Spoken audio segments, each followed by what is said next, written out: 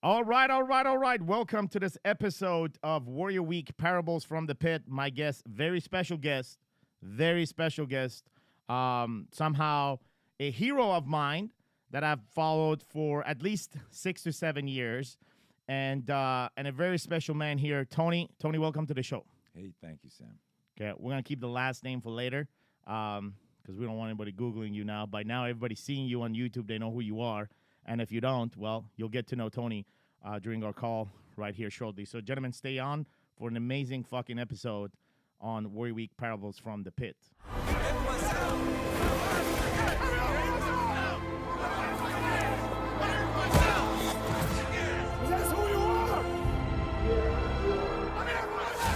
All right, we are back. So, is the volume good? Yeah, volume's Great. Okay, so I don't know how to change that. Yeah. That's all right. Okay, so let me go ahead and give the background of why I say hero. So it was right around 2014, or no, I believe 2013. No, 2012. 2012. Moved to California here, Laguna Beach from Houston, and I started going to CrossFit Costa Mesa, and I started getting into CrossFit and heavy into CrossFit for a year.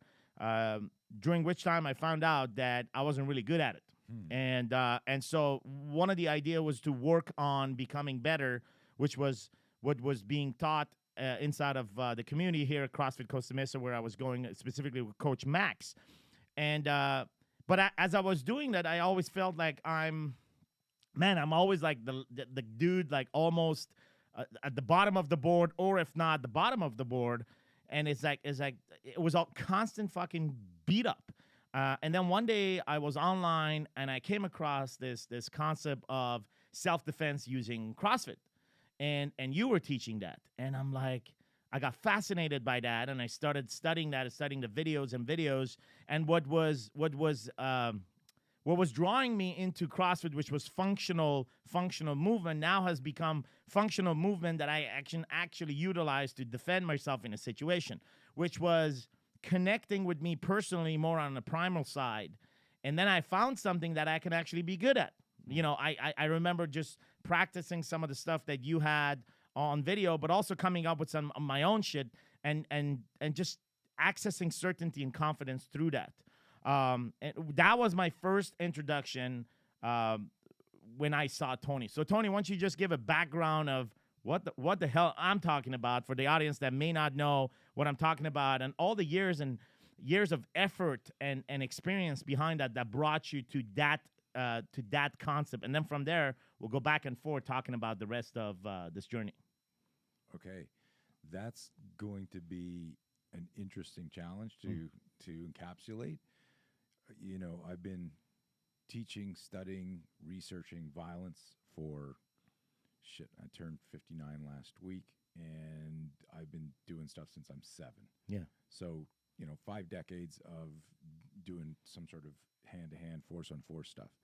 And the journey to get to where my relationship with CrossFit was, imagine all of this stuff, the wrestling, boxing, taekwondo, Wing Chun.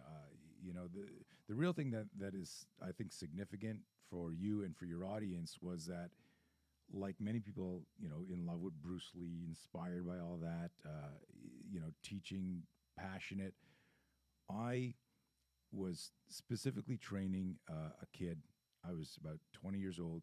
I was training this kid who was having a bully issue at school. And I can turn this and look at you. Yeah, Right? anything you want, man. And so I was teaching this kid who was a friend of my family's, and I didn't want any money from it, but his dad said, "No, I'm paying you. I want you to take this seriously. I want you to show up on time." And he lost the fight.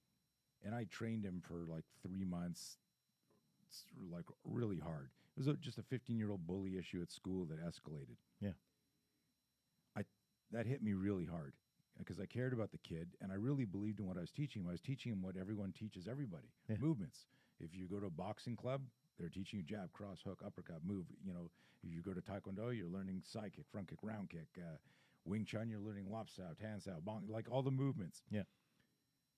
But what people weren't teaching, and this was my big light bulb moment back in 1980, is they weren't teaching us to think in the context of a scenario where our emotional psychological system was hit before our physical self was hit.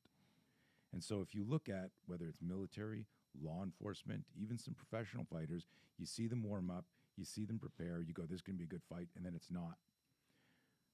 The fight is, there's an old boxing maxim, fights are won and lost before the fight, meaning it's your training. But I went deeper, and this was serendipity. It wasn't me going, oh, I'm super smart, I've got a psychology degree. It wasn't that at all. When Mitch lost his fight, you know, I came for his private lesson, and he's furious. He's 15 years old. He's pissed, right? He's embarrassed. You know, he's like, mother, and I can obviously swear on the show because you've sworn. Yeah, man, go ahead. Hit it hard. Okay.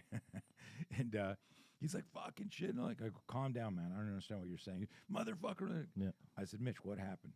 He said, I was late for class. Picture this, guys. I'm late for class. I'm running to class. And here's the bully at the back of the school with some of his friends sitting against a locker bank. And Mitch comes running around, and the guy sticks at his foot when he sees him and trips him. And he goes flying in front of a bunch of kids with his books, and all the kids start laughing. He's 15, and this guy's, you know, been harassing him since school started. He picks up his books, and he's muttering under his breath. He's like, you know, fucking asshole, whatever. And the guy goes, what'd you call me? He goes, you're fucking asshole, man. What are you? And this is the first time Mitch had asserted. He'd just been avoiding him for months while he was training. The guy walks up to him nose to nose, the classic, you know, posture. You know, what are you going to do about it? And Mitch goes like, well, you know, what the fuck, man? You know, you've been bugging me since school started. And the guy pokes him. He goes, what are you going to do about it? What'd you call me? And Mitch, because he got poked enough and fell and kids are laughing, Mitch grabs him by the shirt. And this is what he's describing. He says, and then he shoved me and he's in my face and I just grabbed him and I slammed him against the locker bank and I said, don't ever fucking touch me. And then he stops talking, stops the story. And he's just staring at me, Sam. And I go, and? He goes, he dropped me with a left hook. And I'm like, dude, what do you mean? He like, why didn't you bob and weave? Why didn't you block it? Why didn't you check it? Why didn't you parry it? And he looks at me. He looks up and away because he's visualizing. And then he looks down at the floor and then he whispers, well, I was holding a shirt with my left hand and I had my books in my right hand. So picture this, right? Picture if you had to box somebody with shit in your hands. How quickly would you get punched in the face? Well, first punch, because your hands are occupied. Correct. Now, a decade later, when I developed the whole SPEAR system, which was the research, the neuroscience, and the physiology, the connection to neuromuscular communication, what this means is that when your emotional psychological system's hijacked by sudden danger and a startle flinch is triggered, you don't have access to your complex motor skills, which is why good guys like you know, cops miss bad guys in gunfights. It's why there's so much research on soldiers in the old day of missing targets, shooting high, shooting low, not shooting. It's because there wasn't enough research on the emotional psychological training to support the physical. So what we would do is, in a vacuum, we break boards, we punch, we break ice, we do kata, we spar in a technical way, but nobody was doing research on put these people in a dynamic scenario and let's see how they function. You still had your physical skills, but suddenly when you lost some access to your executive function, where you make theoretical decisions, it shit went out the window.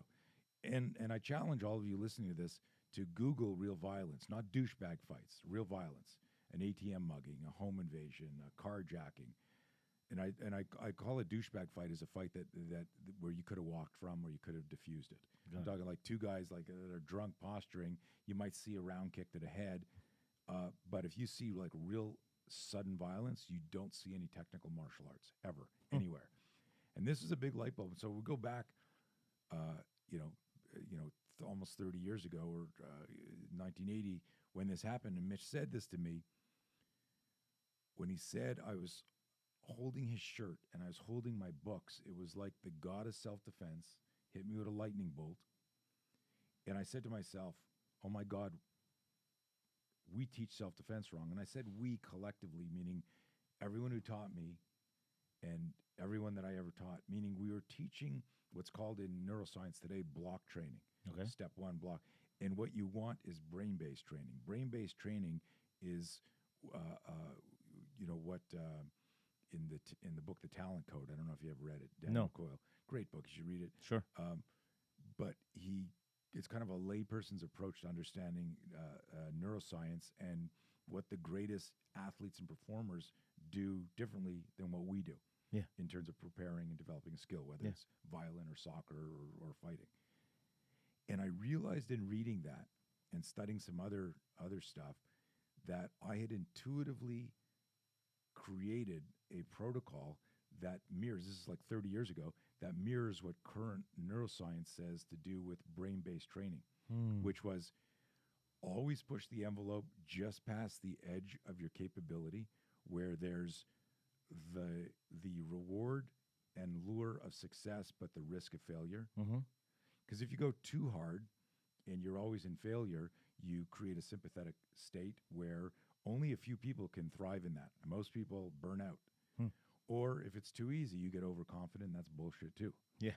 So understand this, and I know I've went in a deep rabbit hole, and I'll try and circle No, back. that's fine, man. But when I looked at Mitchell, this 15-year-old kid who's swearing and furious and embarrassed, I looked at him as a 20-year-old. I've been teaching now 17 years, been doing martial arts and some sort of stuff since I'm 7, so 10 years in. But I was doing step 1, step 2, step 3, and that's what I taught him. I thought we sparred, we hit pads, I had him boxing his friends and kickboxing his friends. We grappled. It was mixed martial arts before 13 years before the UFC even hit. Yeah. Right? And a lot of people are doing that. I'm not saying I invented it. I'm saying a lot of people are just blending shit. But it didn't work. Why didn't it work? Because it wasn't scenario based. It didn't have a context. I immediately looked at him, Sam, and I said, "Are those your books?" And I pointed at his desk. He said, "Yeah." I said, "Get them and grab me like you grabbed him." I wanted to understand what he felt. He did it. I replicated it. I grabbed him. I grabbed it. I said, "Do a slow punch. Let me see that." And I realized, and I didn't realize this till about 7, 8 years later when I started studying the startle flinch conversion, which was the foundation of my spear system, that on a physiological, kinesiological level, the cross-extensor reflex has a contracting mechanism to it. So it'll push away danger, but if you're holding on to something, it'll clamp down on it. So what that means is, so they talk about, and I should get the fancy term for this, but if you go to like electrical school, Sure. right, and you're going to become a professional electrician, they teach you that when you check the current, you always use the back of your hand, never the front of your hand, because if the cross extensor locks on, you'll electrocute yourself. You will not be able to let go of the wire. So they'll always say, if you guys can visualize this, the back of your hand, I'm now touching the mic. So if I kick away from it, but if I'd gone like this, you hold on to touch the top. Oh, I forgot we were on camera here. Yeah, and I go cool. and I go like this. I go that Clinch. crossing, and it bypasses. So I tell people, your reactive brain, the limbic system, the amygdala, bypasses. It hijacks your cognitive brain. You can't say not do that. So if I said, pretend this is super super hot, and I said, "Here's your drink," you'll go, "Ah, shit!" Like your hand recoils from it. That's that disengaged from noxious stimuli, they call it. Yes. Right. But this is all physiology. You're not thinking, "Oh, that's burning my skin. I should move off it quickly. I'll call that a flinch." No. Right? Your brain doesn't think that. It just happens. So what I realized years later, that when the guy threw that punch, when he threw the left hook on him, that Mitchell's like this, and he's got the books here, that when he flinched, his hand clamped down on the shirt, his hand clamped down on the books, the body locks down. It's a micro contraction. Your moment, you're fucked. And so we were able to, fast forward 10, 15 years, Sure. put this into a scientific format, and I'd like to think it was so unique, this air quote for Sure. proprietary. It was my life's work was trying to figure out, how do we weaponize the startle flinch? So the startle flinch became this biological airbag. So if I make you flinch, your hands come up to protect your head. Yeah. Well, that's like an airbag deploying, right? What's the purpose of an airbag in a car? It's to prevent the steering wheel from crushing you or you going through a window. Yeah. So that's what your startle flinch does. But I figured out a way to turn that into a protective or a tactical reaction. That's the science behind my stuff. So I've gone off in 12 tangents. Back to Mitch. I did the first scenario ever. And what I did is I looked at my student, this 15-year-old kid. I said, "Hey, I'm really sorry, man." He goes, "What are you sorry for?" "I lost the fight." I go, "I didn't prepare." Like, I took responsibility for it. And that day forward, I totally changed how I trained everybody, and that led to the development of my high gear suit, to our scenario system called ballistic microfights, to it. This is 8 years before I discovered the startle flinch. Yeah, I'm still teaching other stuff, but what I did is I made Mitchell run through scenario after scenario after scenario around that. And what I didn't do, they didn't have the term social experiment back in the 80s, but what I did is I called up a few martial art friends of mine, and I said to them, student of mine lost the fight. He grabbed the kid, he had his school books, and I just want your assessment. How would you diagnose that, and what would you tell him? Yeah. And all of them were things like, why did he grab the guy? You shouldn't have grabbed. You need your hands free. He was too close. And my intuition was, they're right, but they're wrong, because we live in the real fucking world. And in the real world, when you get angry, you're going to grab something. It's like telling a mom, don't carry your kid and have your keys in your car. Yeah. Like if you got to defend yourself beside your car, you got to chuck your kid and chuck your keys.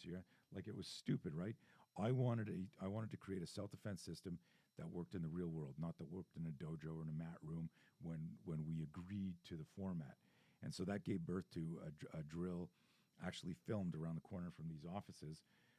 1986, I filmed them with Panther Productions in San Clemente. I was living in Canada as a Canadian citizen at the time. I developed like a series called The Panic Attack. And that was the name of the drill because I got pretty well known early on. And then once a month we would have these scenarios where different martial artists from around the area would come in, and I would ask them questions. Like, there's going to be a scenario, guy's going to come up, he's going to get in your face. One's going to be a mugging. Strong, hey, give me your wallet, I'll beat you up. One's going to be a drunk. One's going to be, and we would discuss the scenario and to write down what's your go-to move. This guy, I'll headbutt the guy. I'll sucker punch the guy. I'll double leg him, take him down.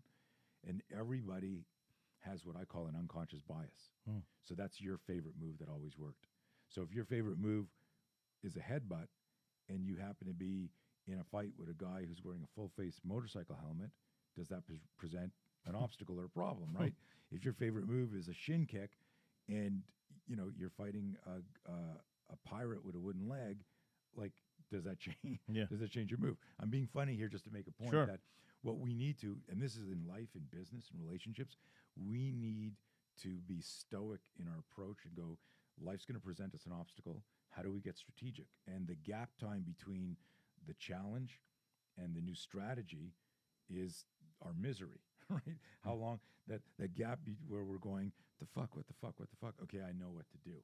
And maybe I'm amplifying the word misery there, but a lot of people are like, why does this happen to me? Yeah. And they're victimized by that, as opposed to see it as life's game. Okay, what should I do here? What's the challenge? That's the secret to these great athletes and great coaches is, so when we do scenarios, we do not teach any techniques in our system. We teach tools, targets, and when a tool meets a target, that's a tactic. And that can change by how you move, how you fall, what your distance is. Yeah.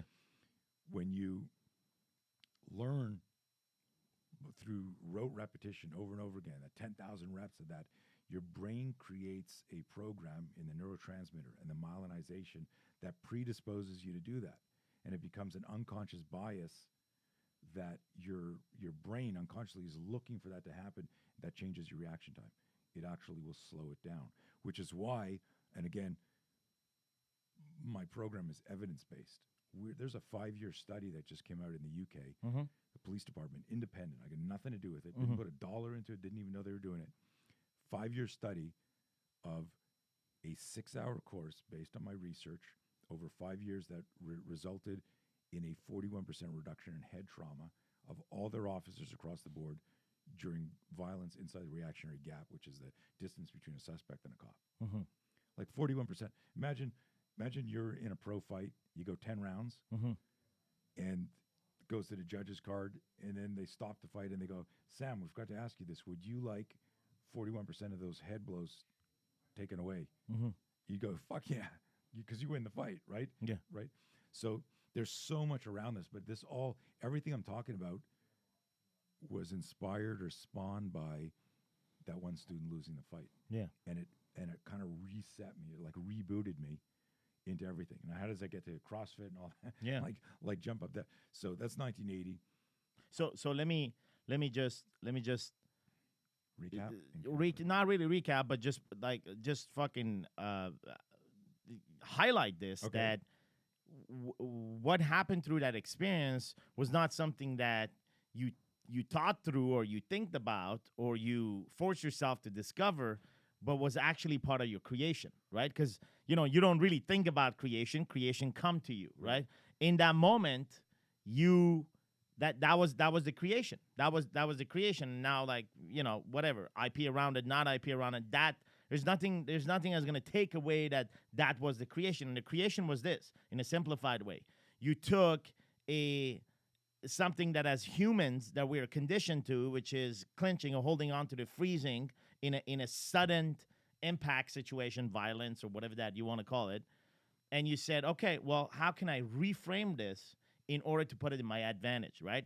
If I'm clinching, but if I clinch, I don't know, I'm just saying, if I clinch by putting a finger in somebody's eye, maybe I'm winning, right? In that particular scenario.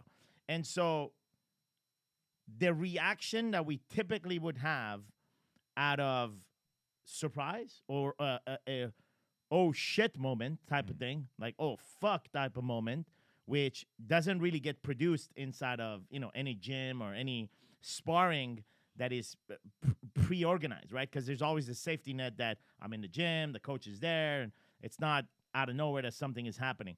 So you took that and you came up with the rewiring possibility. And what it is, truly, at its heart, it's a belief system. Because if you have students sitting there and not being open-minded and connecting to this creation and concept, there's no fucking point. Because if they don't believe that this is the possibility, that this true, then no matter how much they put practice around it, would you say that they won't get the reactions in place? It's interesting because we've had people, and there's a ton of naysayers. Yeah. There's a ton of naysayers. So we in the course that you saw through the CrossFit channels, the original course was called Be Your Own Bodyguard. It was a 1-day course. Yeah.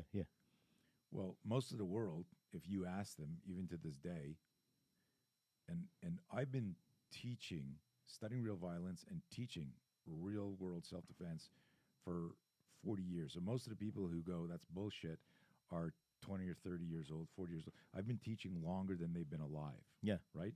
And I teach, my main clients are law enforcement and military. Yeah. Right? So, like, these people really fight. And rather than researching my message and looking into the method, they're like, no, because they don't realize their unconscious bias has created a wall that they won't even look at it. So in the context of what you're saying, if somebody doesn't buy into this, if they don't accept it, then they're not even going to access it.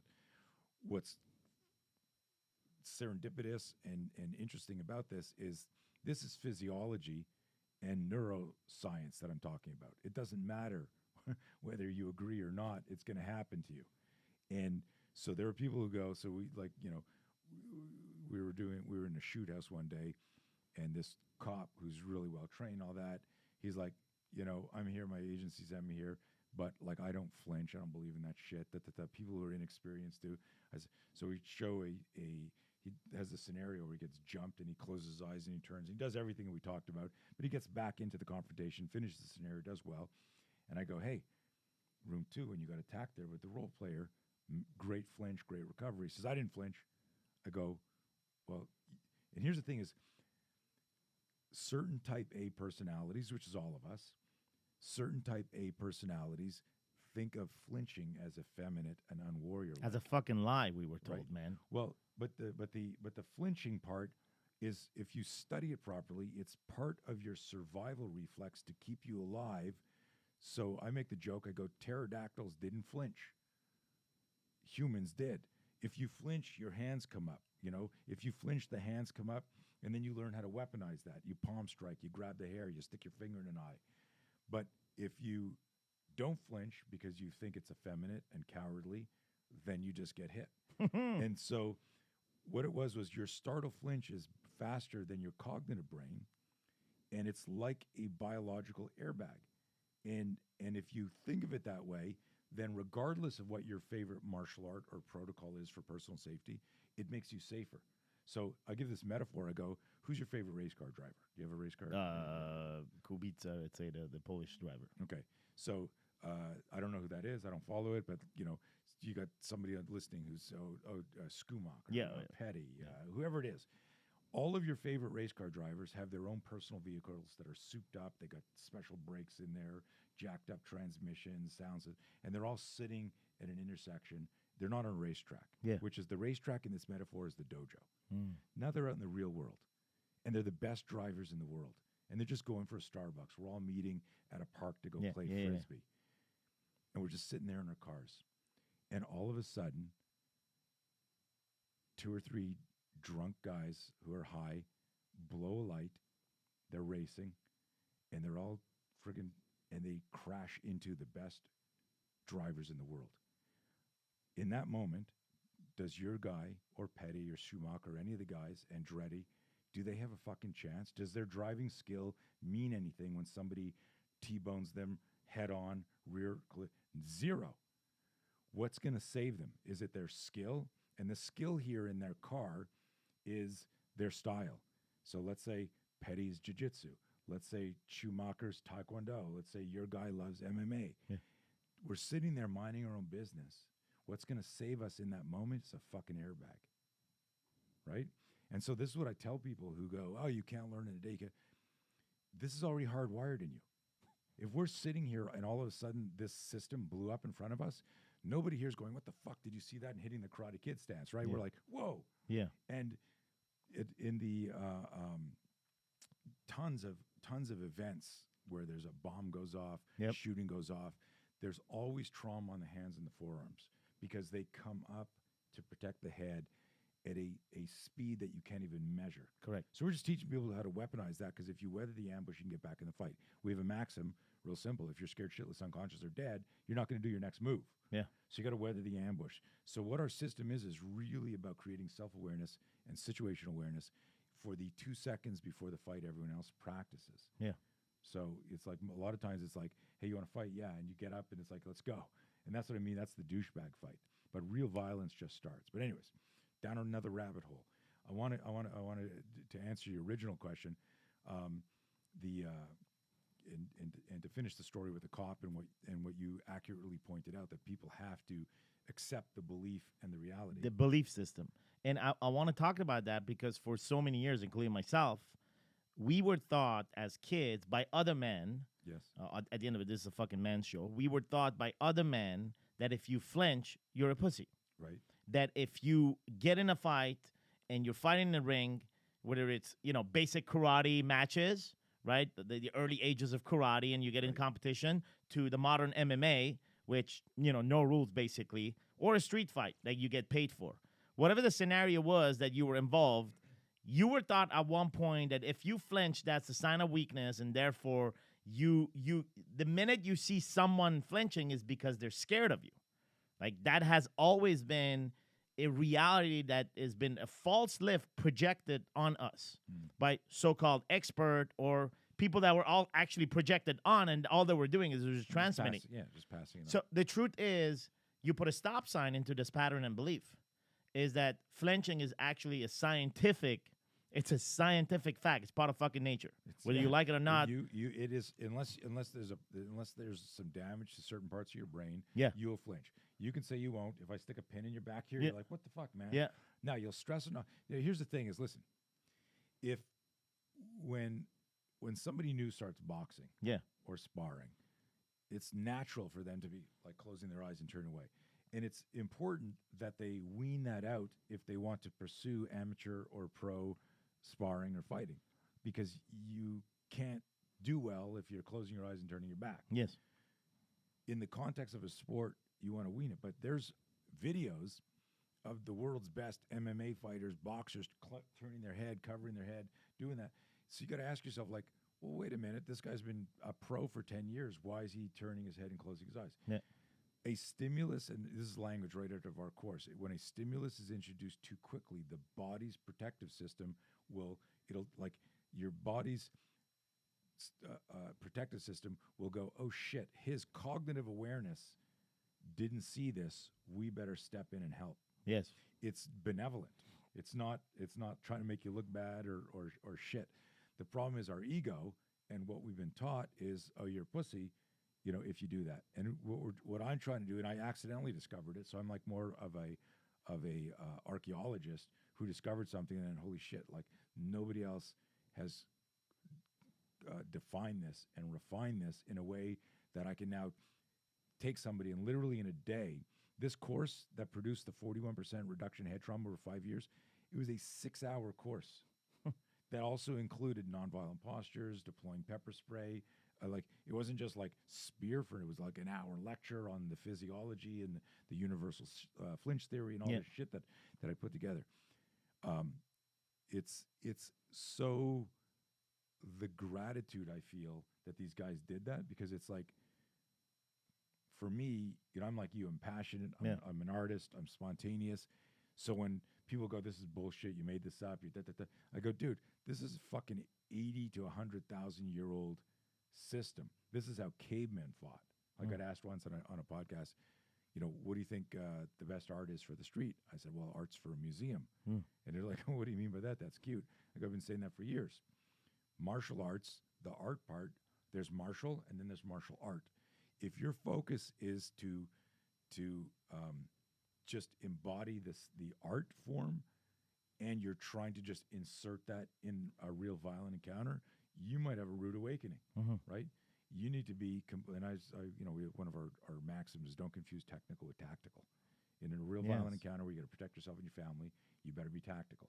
And so it's been an interesting journey. But what happened was, in 2006, I get I'm actually out in Ontario, California at a tactical expo, and this guy comes up to me and he says, have you heard of Greg Glassman and CrossFit? I said, no. I mean, they were just coming on this. He'd been around since 2001, but 2006 was when they were just starting to get online. Yeah. I said, no, I haven't.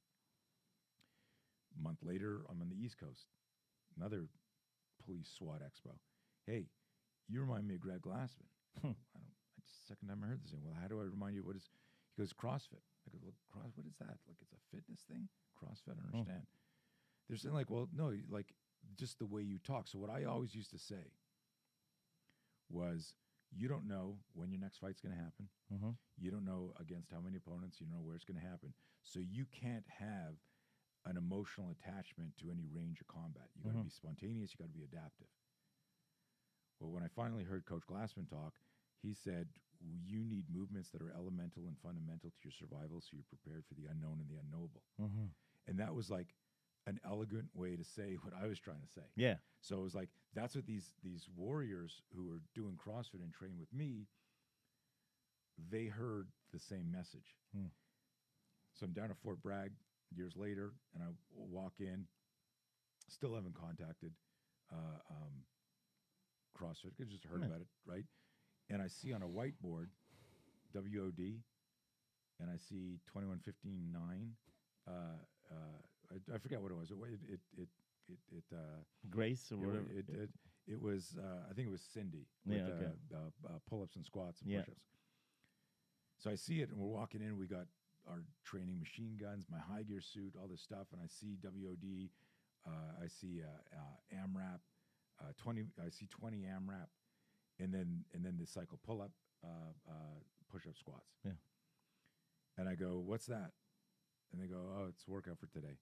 I go, what's WOD? It goes, it's workout of the day. I go, what's AMR? They go, it's as many rounds as possible. So you don't, unless you've done CrossFit, you don't know how horrible that was, right? So you know what I'm talking about, and probably a bunch of you listening here. But I say to the guy, I go, are you having trouble doing 15 pull-ups and whatever the rep scheme is? I can't remember now.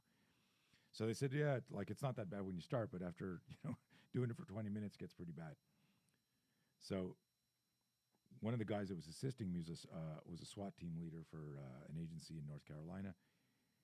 And he calls me a month later. His name's John. He says, hey, did you ever check out the CrossFit stuff? I said, no, man. And I went to their website, but I mean, it's just fitness stuff. Yeah. He goes, I started doing it with my team, and it's crushing us, but we're recovering fast, and we're so much stronger. Yeah. I said, really? So I go on there and I'm lurking, and I'm seeing like they're giving away information for free. They're giving out workouts. So I sent an email to Coach Glassman.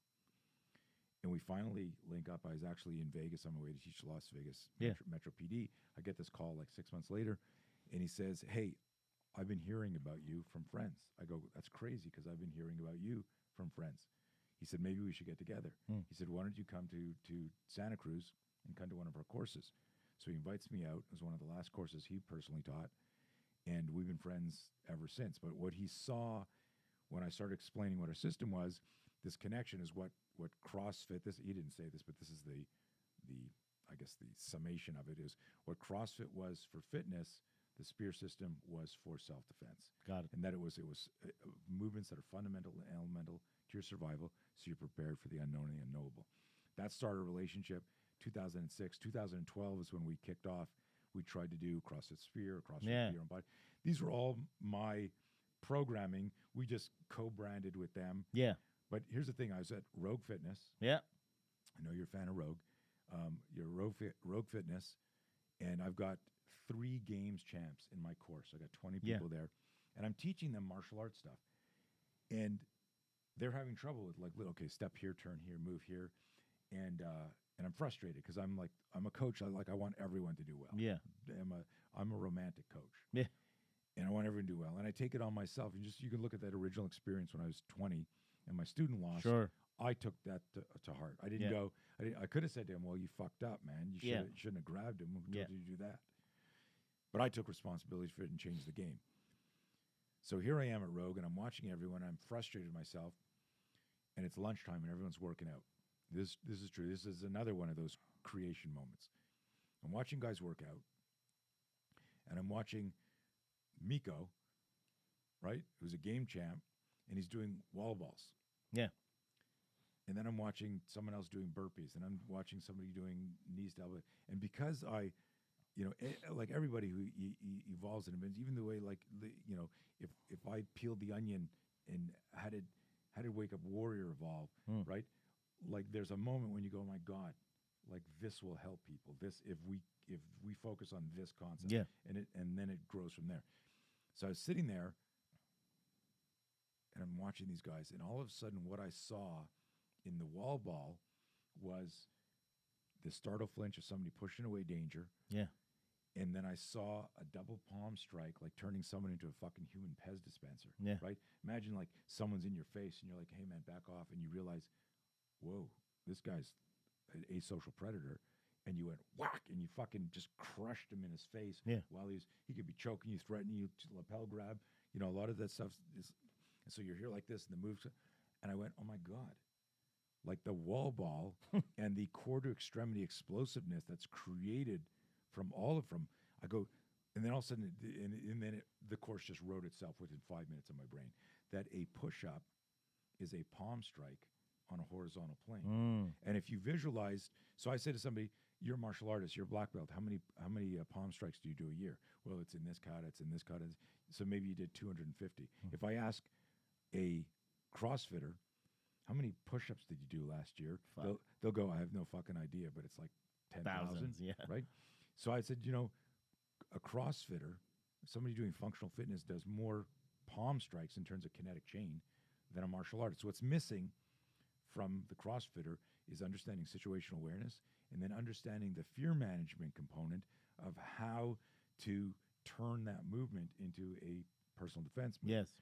So if you can do a front rack, Yeah. right, you can elbow somebody in the face, right? Yeah. And so I was looking at, holy shit, if you can do knees to elbow, you can grab somebody by the hair, Yeah. right, and knee somebody in the face. So I looked at like 6 basic movements that are in every functional fitness thing, and I said, you as an athlete have the range of motion, the explosiveness, the speed, the stamina, the endurance, the balance, the coordination to do that movement. Now, if I could just teach you where it would apply in personal defense, you've now hacked that learning curve. Yeah. Because as you know, CrossFitters want to do CrossFit. They don't want to go to jiu-jitsu or MMA. Some do, but 95% of them just want to do their CrossFit. Correct. And 95% of jiu-jitsu guys just want to roll. Correct. They don't want to go CrossFit. So it was a real epiphany, and it happened at Rogue watching a workout. My frustration, but that's the mother of invention. As you're looking at stuff, it was a cool day. So it was again another creation that you didn't think about necessarily, right? Because circumstances brought you to a place where you had this perspective of how, like you said, how a push-up could be an attack, right?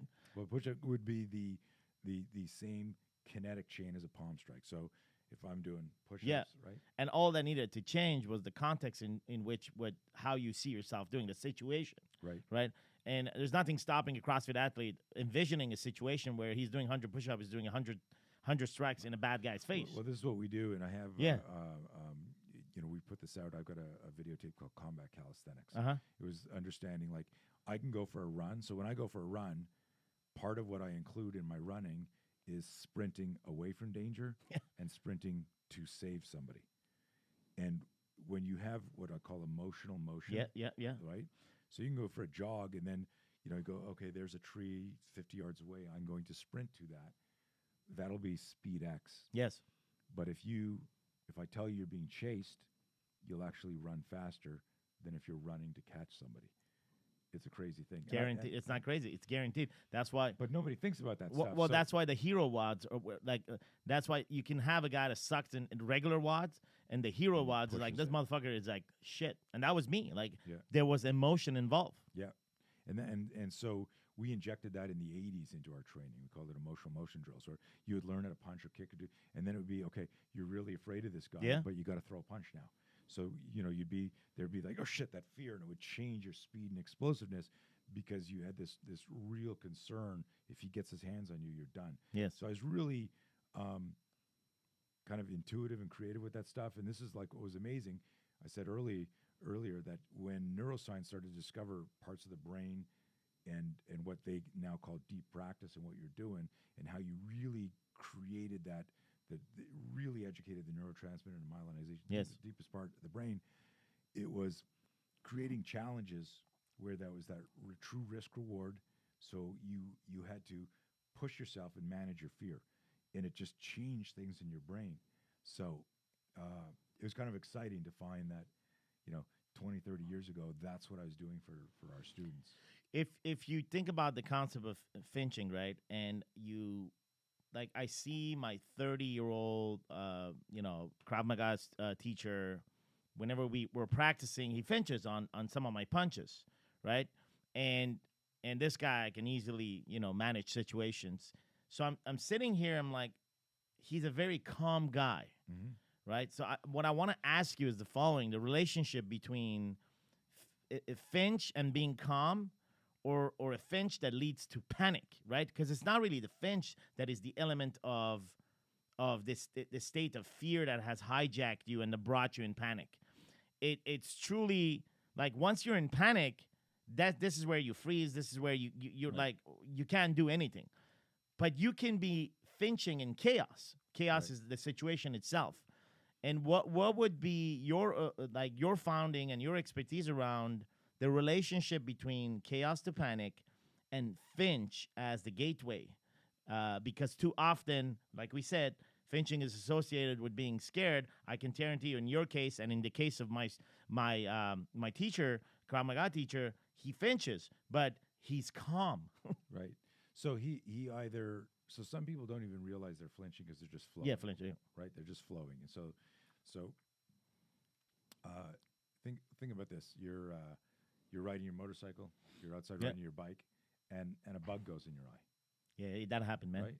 So you flinch as soon as that happens, but you know that you can't take your hands off the bike and you can't do this with your Correct. right? So what happens is the flinch was a part of your survival reflex. Correct. The don't take your hands off the bike, carefully wipe your eye, focus on the cars is your executive function now working together. So what we talk about when we teach people, whether it's our one-day Be Your Own Bodyguard course, Yep. or it's our instructor course or a longer course, we teach people that the startle flinch is going to happen naturally because it's part of physiology. What we want is to change our relationship with it, so that if you had an erroneous belief system that was handed down either from a martial art movie, a book, somebody didn't know better, they were just passing on, like their story, that you re-educate yourself and realize that this is just going to make you safer. Yeah. But the trick is to get your a harmonious relationship between your cognitive brain and your reptilian brain. Mm-hmm. That changes our lives. And so there's transcendent impact in not just learning how to defend yourself. I'd like to tell people that the ability to protect yourself or a loved one is inarguably the most important skill you could have. You've got in the last few years a lot of success, emotional success, psychological success, financial success. If I said, hey, you're going to lose all that, but keep your family, or lose your family and keep all your material shit, what's your choice? Yeah, obviously, Duh. keep my family. Right. Yeah. So that's the ability to protect yourself or your loved one. Hmm. And it doesn't have to be a fight. It could be disease. It could be nutrition. It could be a weather, climate thing. Like, what are my survival skills? How do I think under pressure? So what I found was a not a hack. I don't like the word because it's got a negative connotation, Yeah. but a gateway to this idea that I would teach people to protect themselves, and they suddenly understood their relationship with fear. Yes. And then that suddenly changed how they handled all confrontations. So in our course, we'd like to say, hey, everyday life presents you with a confrontation. Could be traffic, could be a bad guy. Mm-hmm. But how you handle that determines the quality of your day, therefore the quality of your week, ultimately the quality of your life. Confrontation management. How do I deal with conflict? We can all, Alan Watts, very famous Zen philosopher, he said, if you can't meditate in a boiler room, you just can't meditate. And what he was saying is that it's okay, like you go on vacation and turn off your phone and you're chill, but if you can't reintegrate into the world where you're going to have your phone and the distraction and the kids and the wife and that's where you got to learn to meditate in real life. Mm-hmm. And so we come back to a little philosophical answer to what's the difference between flinching when you're calm and more in a meditative state or a flow state and not. So the difference is, I guarantee that some people have bike accident, motorcycle accidents because that bug hit them and they went, oh shit. And Correct. They overreacted as opposed to integrating the flinch into life. Does that make sense? Yeah, a lot. So it's an interesting thing, but that's a deeper level. It's now starting to think about this, metaphysically. Like, Yeah. okay. Well, I mean, the point that I'm trying to link here is that the science that you discovered behind this interaction in sudden violence is actually not different from how we live life. and Right. What is flinching in your marriage? What is flinching in your business? What is flinching in your spirituality? Well, Like, what is that? Yeah, let me interject this here Yeah, man. because you're right on point. Is in self-defense, so you've got I can show you a clip from Hagler Hearns, Mhm. right? One of the greatest boxing matches ever, where Hearns, who's dropping left to right, knocking people out, fights Hagler, but now he's afraid of Hagler because he hits him with a left, and Hagler just fucking takes it and hits him back. And now I got in my gym, I had this one amazing photo of them both throwing. Hagler was a southpaw; he was throwing a short hook. Hearns orthodox; he's throwing his left hook. They're both throwing a punch together. Hagler's eyes are open. Hearns' eyes are closed. Mm-hmm. And I would ask students, and they're ripped, right? They're like 3% body fat. Did you ever see that fight? No. The Hagler Hearns? Got to watch it. Yeah. Clip. Okay. Best, you hold your breath for the whole fight. It's like you're not even in the ring and you're holding your breath. It's just an insane battle. Got it. All of you watching this, Google Hagler Hearns. But there's a moment where they just lock in, and here's Hearns, who's knocked everybody out. He's a world champion. Hagler's knocked people out, undefeated 10 years, world champion, and now it's this clash of these two great fighters. Hearns' eyes are closed. They're both throwing on the same angle. They're orthodox to southpaw, so they're spooning with their punches. Yeah. It's a fucking amazing picture. Hagler's in there like this, going like this, and Hearns is throwing his punch. Closed eyes. What's the difference between the two? They both are strong. They both are fast. They're both world champions. They're both amazing boxers. They're both, I'm going to kill you. I'm going to kill you before the fight. In that moment, one guy got scared. In that one moment, a stimulus got introduced too quickly that hijacked Hearns' executive function, where he went, I can stay here, stay on the outside, come over to top two. All of that little moment that you don't have time to think about He just went, oh fuck, right? Yeah. And so you go into the office and you open the email and you go, oh fuck. Yeah. How quickly do you get your board of directors? Do you call a confidant? Do you go woosah? Or do you fucking pick up your laptop and throw it and you find out You react. somebody fuck? So that's the difference. So between stimulus and response is gap time. And gap time, that's your holy shit moment. How quickly do you recognize that and convert? And so the gap time is actually the transition between chaos to panic. The gap time, it depends which, the story, which wolf do you feed? Yeah, I know that. Right? Okay. Right? So the gap time is either like your Krav Maga instructor, he flinches, but then he hits you. Yeah. Right? Yeah, true. So where somebody else flinches and turns their back and you hit him. Turn the back, correct, Right? yes. So this is what we're talking, stimulus, gap. Gap time is where you have to figure shit out. Or else you're fucked. Because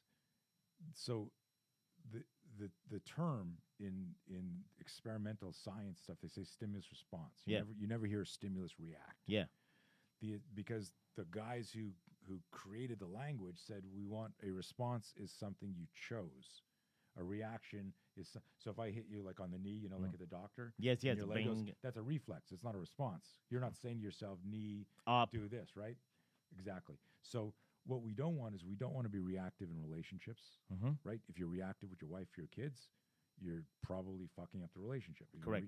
If you're reactive with your employees, you probably got a high turnover. Absolutely. Right? So we want to be responsive. And it's stuff, I'll tell you what, folks, you learn this. You learn this. We can accelerate it by educating through our seminars or workshops or stuff like that. But this is the cliche is as you get older, you go, oh, that's what my dad meant when he said that. Yes. If you had a good dad. Yes. Right?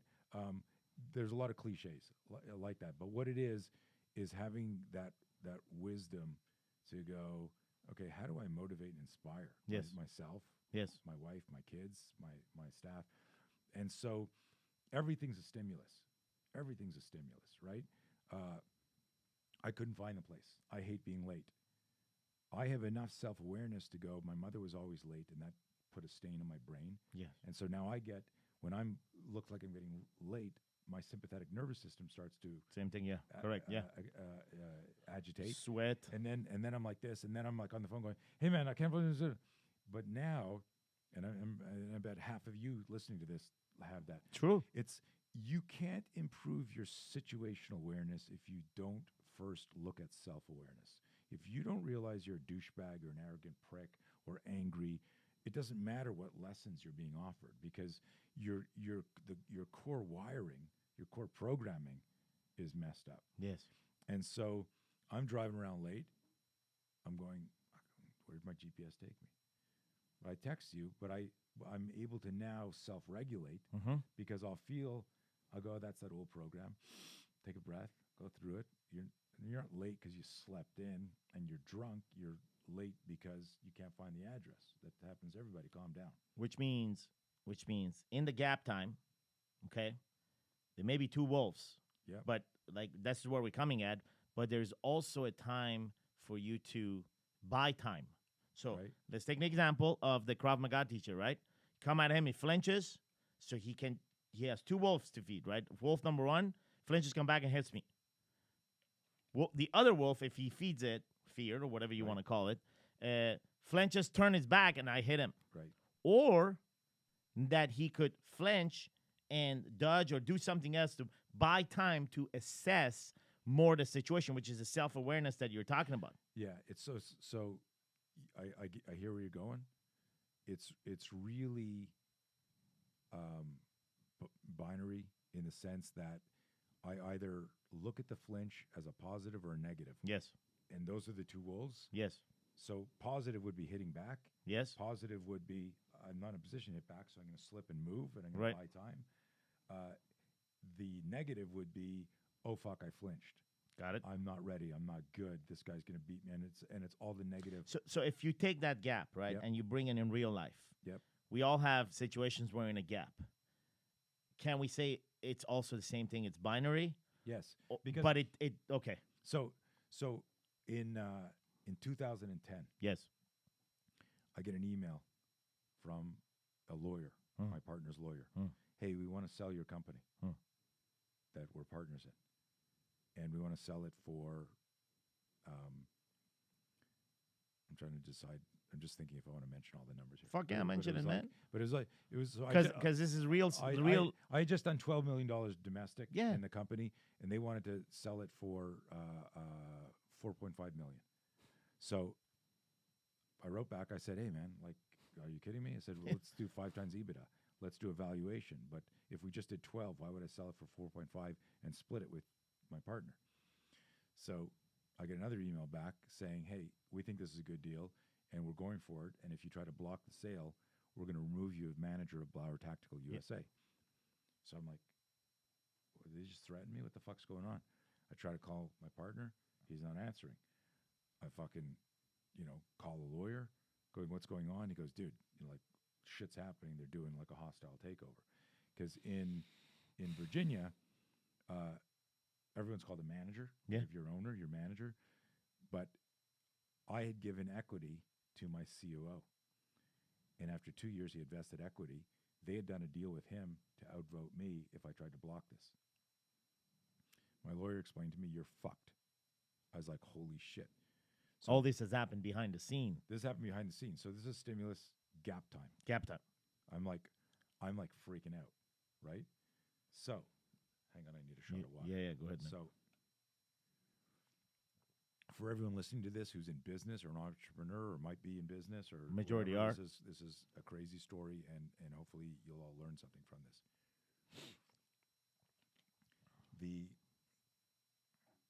I'm of course freaking out, right? Imagine like what's going on, and next thing I know, hey, they've threatened to remove me. I get in, I start having meetings with guys, and I find out that like this is happening with or without you. If you want any of the benefits of the shares of it, then you got to sign. If you don't, then you're out. I'm going, but the company, it's all my IP, it's all my product, it's all my system. My creation. The name of the company is Blower Tactical. So, My last name. right, they don't care. They're boom. And I'm like, and my lawyer says, "Dude, you're fucked." I said, "Well, can't I sue them?" He said, "Well, no, because it's the equities. It's like you got 3 partners and you were 50-50, but this guy's got 6% now, and now it's 52 or 54 or whatever the hell. Majority, Right. whatever the fuck. Right. And I was like, oh my God, I freaked. So I lost my company. I went from making $100,000 a year guaranteed from on a Friday to 0 on Monday. Within a what was it? A month, I dissolved the company, Yeah. and I was it was a crazy moment. Sudden violence. Yeah, Sudden violence But- in life. but it again not physical. No. Right? Sudden. Yes. Yeah. But the most violent thing that could happen because it jeopardized my security. Yes. Listen, there are people who've committed suicide when this sort of thing happens. There are people who get violent physically and now they're in jail, Abandoned, or become worse. homeless. Yeah. And it was an insane experience. But I'll tell you this: when I was 13, and this is I'm going to talk about 2 things if I can remember. When I was 13, my parents divorced. My dad took us to California. And I grew up in the 60s. And in the 60s was like kind of the heyday of TV detective shows and all this Mannix and The Street of San Francisco and the Green Hornet, the original Green Hornet, Bruce Lee. And I used to watch all that shit. It was the 60s, right? Black and white was just going to color and all this shit, right? So I knew all these sites when I came out here, when I was 13. Yeah. And when I came out here and my dad took us to the beach and he took us around and I saw these places, it was this weird spiritual sense of like, this is my home. Mm-hmm. And I said to myself, I didn't say to him or my sisters, I said, I'm going to live here one day. Mm-hmm. So it was 2010. I just turned 50, I'm turning 50 years old. And everything was being torn apart. I had no company, I had no business. I found I was being betrayed by my own team. Yeah. I figured people would be like backing me, and they're like, "Oh, Tony's done. Okay, let's." People I had mentored for 8-10 years, loaned money to personally, just gone. And like calling my clients and offering like training. I'm like, what the fuck's going on? And I'm the most loyal. I'm a handshake guy. Chaos. And I wrote about this. Anyone wants to, like, this is all like online public shit. Go to my Facebook page, my notes. You can read the stories. And so the point of all this is there's two things I want everyone listening to understand here. You can stick your thumb in your mouth and cry, or you can fucking attack back. And the attack back isn't what that sounds like. Oh, I'm going to go do something bad to them. The attack back is to attack back life and to get back into life. And what I realized in that moment, so here I am 9 years later, so this whole event, almost got divorced, almost would have fucked up my kids. My wife said to me early on, she said, you know, we dissolved, I had zero money. We had about $400,000 from the company when we dissolved it. Yeah. We came out here. I put all the money down in the house. She said, you don't need to buy us a house. We could, as long as we're together, we're fine. We can be in an apartment. We can be in a trailer. Let's just reset. Because I said to her, she said, are we going back to Canada? We had our green cards. Yeah. And I said, fuck no. I said, I was speaking at a counterterrorism conference. Yeah.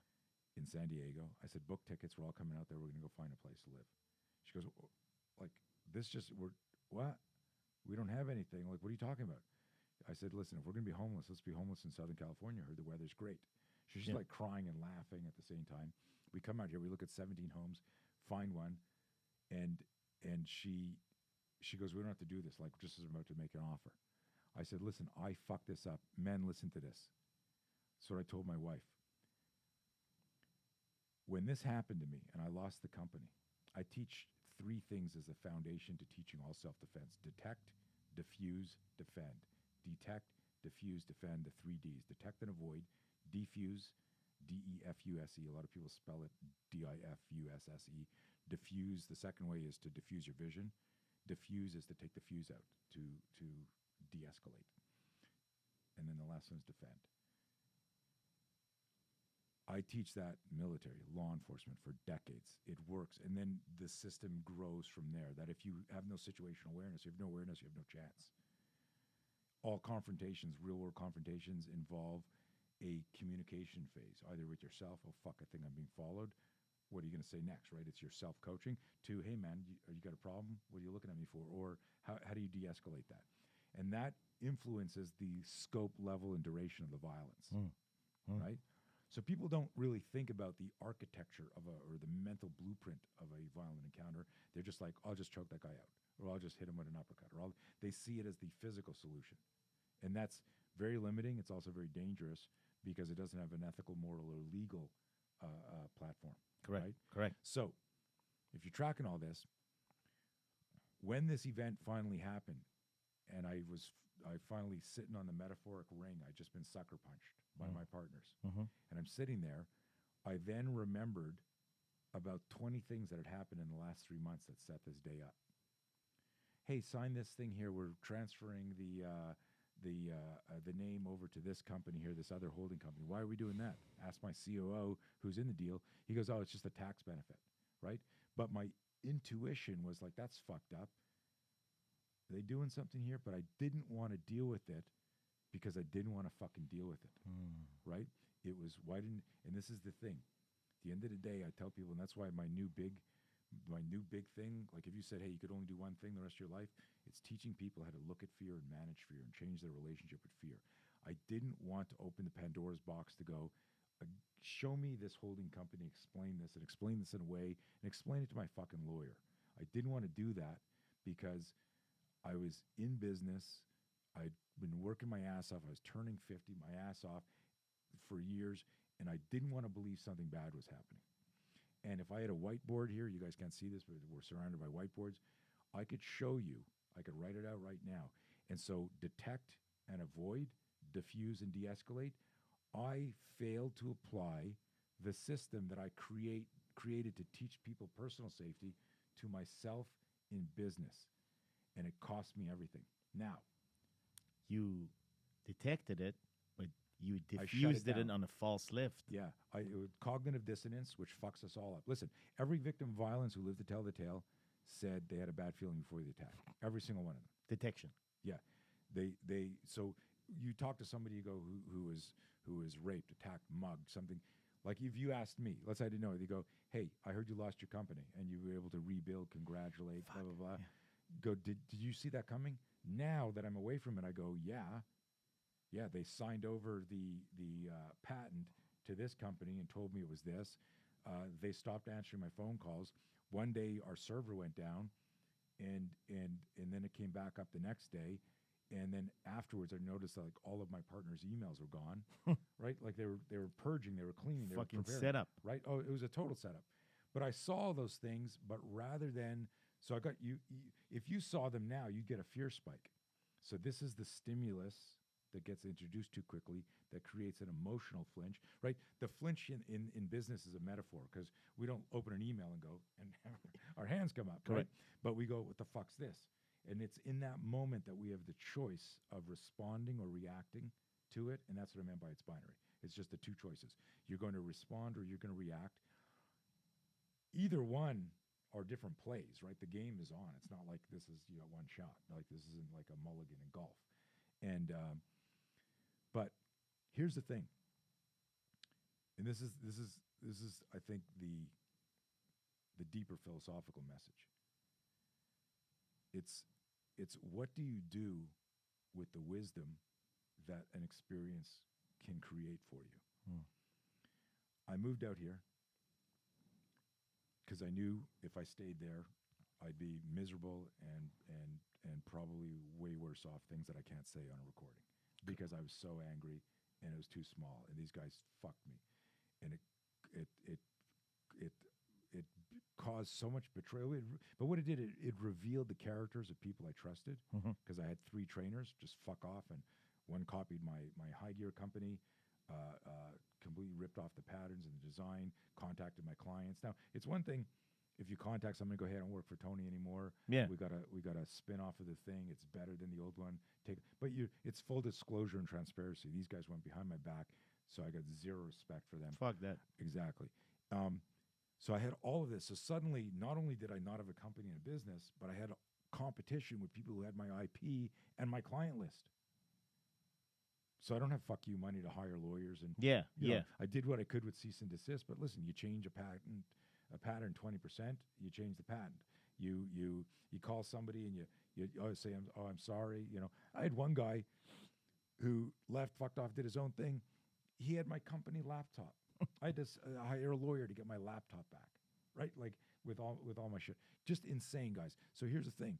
This can destroy a lot of people. Here I am 9 years later. I am way more successful than I was back then. Happily married to the same woman that I was with back then who said, we don't need to do this. And this is what I said to her, and this is what I want to say to the guys. Fucking man up, right? And to take ownership.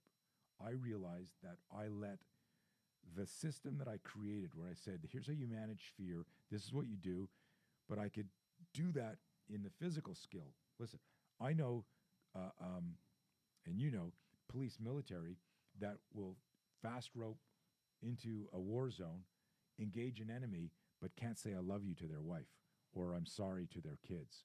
You know, I'm going to try and spend more time with you. I'm going to do because of the pattern and the programming they had from their dad or then his grandfather and all that, right? So these are these programs that we have. So you got people who have insane courage in one arena but can't transfer. The number one fear in the world, fucking public speaking. Yeah. Right? So you've got, like if I said to you, go up on stage and talk about your program, Yeah. you go, fuck yeah. Yeah. Right?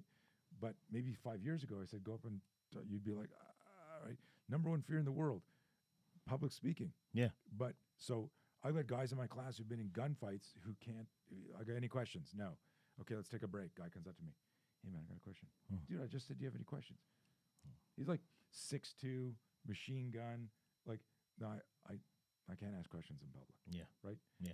I need everyone to understand like that false dichotomy that how do we connect all the wires and connect all the dots so that we have courage in all aspects of our life. Yeah. And so here's what I said to my wife. She said, we don't need to buy a house. We can get a trailer. We can get an apartment as long as we're together. And I said, although you know what happened to us, your life and the kid's life is not going to be compromised because of shit I didn't do. Yeah. I will fix this. I will make this right. Yeah. And we'll go on as if you didn't know anything happened. We just moved to California. Yeah.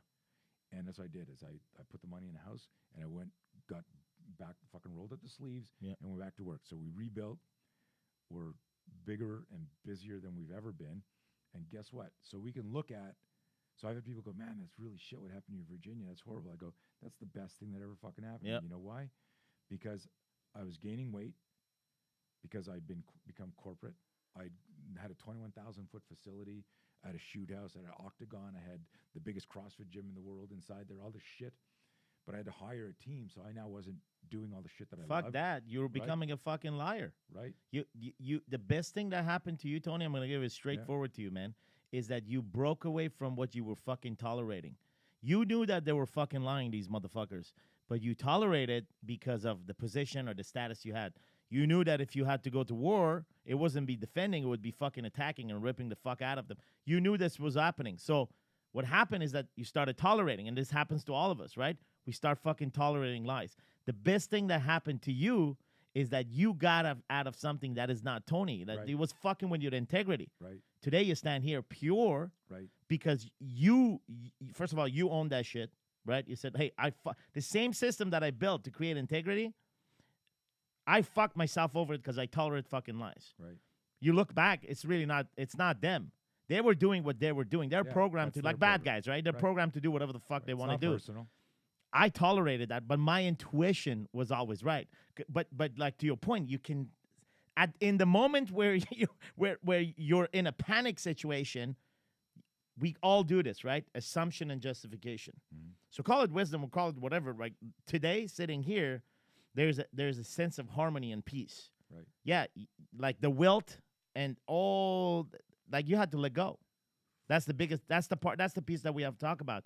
Is that people often ask, what is being a man? Like they think it's being fit or being being protective and all that. What makes a man is the ability to let go, and that's the thing that you let go, Tony, and you let go, and as a result of it, you rebuilt. But if you would hold on to that, man. Yeah, and I'll tell you this: the letting go was a slow slide down a rope. Fuck yeah, man! Right, because it's listen, those people who can just fuck it, let go, and switch, all the power to them. But in real life, especially when you're betrayed, that sticks. It probably took me 5 years to fully go, wow, those 5 days and then 5 months were the worst 5 days and 5 months. And then it was 5 years where I went, well, that was the best thing that ever happened to me from a business, and finding out, getting back to, like you said, I talk about their betrayal, but it was my betrayal of myself, right? And it was me going, and it was interesting, like all the guys that fucked me, I can remember talking about them with my wife in bed instead of having sex, going, hey, fucking blah blah blah. Did this today at work. What an asshole! Like, and you're going, that fucker, like robbing your connection with right. And they're mugging me with time with my family, coming home pissed or whatever, and I wasn't happy. And that's that facade. That was the mask of like, okay, I'm this. Listen, when I was in the zone when I was teaching and training and doing that stuff. Yes. But all the other shit, I didn't like it, right? And so I'm still a CEO and I'm still a founder. And I still got this stuff, but it's on my terms, and that's it involves your family, it involves your kids, it involves your community, and you're not like your clients. Again, I'm talking for myself. Are raving fans, right? Are fans. They're not just a client, like, and it's a community that you've built now. Mm-hmm. So really, people don't give a fuck about what you created, and like it's just they're attracted to the power that you project, and that comes from your certainty. And if your teaching comes through the physicality, but in reality, what you're teaching, Tony, is certainty. That's your number one. Like this whole thing that you build, the Be Own Bodyguard, the fucking the suit, which is amazing, by the way. If you haven't checked that out, you should Google. What's the name of the suit? The high gear suit. Yeah, the high gear suit. You guys got to check that out. That got copied. I'm not calling it shit. It doesn't matter. You got to check that out. That was one of the things that if you're a graduate of Warrior Week, you would have experienced that. I was about to pull that inside of Warrior, and we were gonna have use that inside of our evolution. But all these creations that come together, it's that like fueled by Tony, fueled by this version of you that keeps evolving through revolutions. So that was revolution layer number one. Now almost a decade goes by, and you build, and now you have this tribe and you have this community that are attracted to what you actually teach, sell, whatever you want to fucking call it. It's certainty. Like every time I hear you are teaching certainty, and men today are hungry for that because left and right, we're being robbed of certainty. The banks are robbing us from certainty. The certainty, the relationship with wife and kids are also like their list of supposed to do and supposed to be. Spirituality is like, hey man, bad or good. Or like follow this tribe and follow this guy and go to this church, go to this mosque. It's just it's a path that is almost script for you to follow. And if you don't follow exactly that is, then when the fuck can you find yourself? So everything is kind of like supposed to be, right? And in this process, we lose the certainty of our choices. Like you can have a choice A or B, doesn't matter. I often say that, man, it doesn't matter if I'm wrong or right. I'm fucking certain about it, right? And I may end up being an asshole, but at least I was a certain asshole, right? I wasn't an uncertain asshole that caused some damages. I had a cause for what I fought for. And that's the piece that you bring on the table. Like ultimately strip everything away, and that's where people are attracted to the power that you're projection, because it's decades of discovery and creation, which now you communicate. So a decade goes by, right? Tragedy happens, sudden fucking violence, take away everything from you. You put it together, you own it. There's a letting go process, and I fully agree with you. Whoever is able to let go in a second or in a day is just truly not letting go. There is saying that you let go, and there is the actually letting go happen. Letting go, it's a process, and it doesn't have to be like you don't have to fucking rub oils on your nipple and say I'm letting it go. It's a masculine process to just simply let go of what it was. Too But often also, But but I was going to say with that, because people listening to that is first there's the decision, but so think about letting go like writing your workout. You still have to do the workout, right? It's just that you don't go, I'm gonna this is my WOD. I'm gonna do Murph and then go watch TV, right? You gotta go do the workout. So when you go, there's a moment when you go, and I had a lot of mentors telling me, you will never create the next version of Tony if you're carrying around the burden of the past. 100%. It's an obstacle in your becoming process. And it took 5 years, but the new version is created, right? Tony. And maybe Tony, once you knew, maybe it's the same Tony that you knew that was teaching the 15-year-old kid, right? Something along the way came in and took Tony another path, but now you're back on the same path. And maybe it's the same path than when you were 13 down here. Whatever that is for you, you're back on it. Things are going good. There's another sudden violence in a form of nonviolent that happens in your life, like shakes your reality once again. Why don't you tell us about that? Because like life never seems to stop fucking punching you. That you talk about the neck injury. Yeah. So about a year and a half, I don't even know. It was a year and a half, maybe 2 years ago. So 1986, I got kicked in the head. Yeah. One of my students did really well. So as a good, most of my classes were private lessons back in the day, and I dropped my hands and trying to feed targets and. He throws a shin kick when I realize, oh, fuck. And big, fast, strong kid hits me, flash knockout. I didn't go down, but it just like lit me up. Got a stinger from my neck down my arm. The next day I woke up with neck pain. So I've had neck pain every single day since 1986. Shit. I've gone everybody, chiropractor, adjustment, osteopath, cranial, everything. All of the world best. Like you hear about some guy, I was living in Montreal, flew to California, got 3 days of treatments, nothing's helping.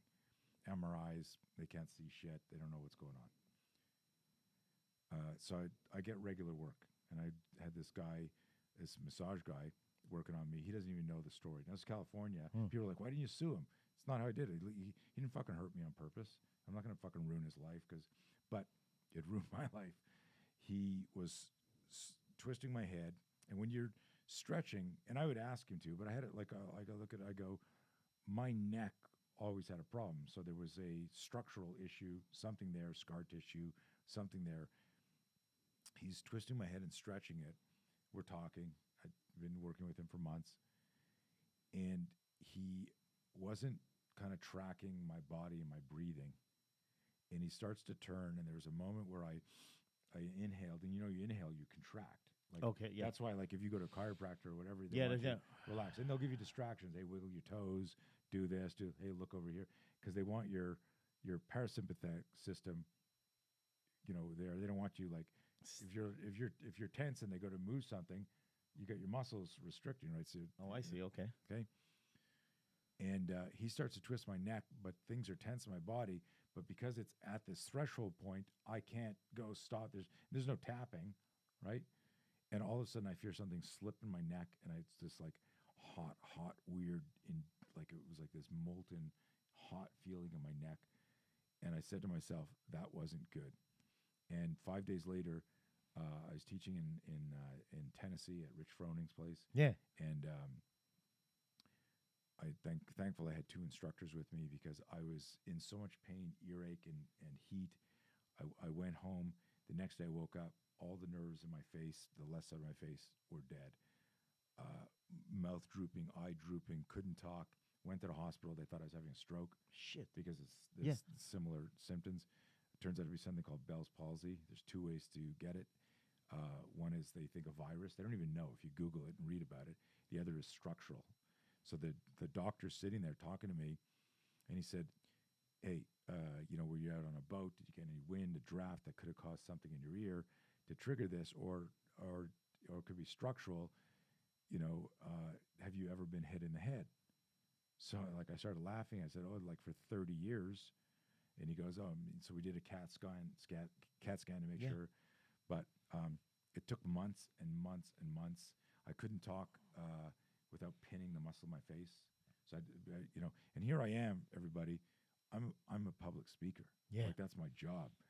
This happened, I think, a week before my combatives camp in Vegas. We had 140 people there, I think around that.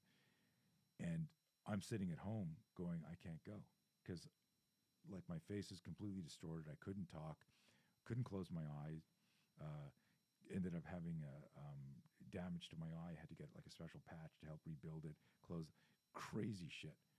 So imagine I've got meetings every day on the phone. A lot of my contracts are overseas. So I'm got Skype and Zoom calls with people where I suddenly I can't talk. And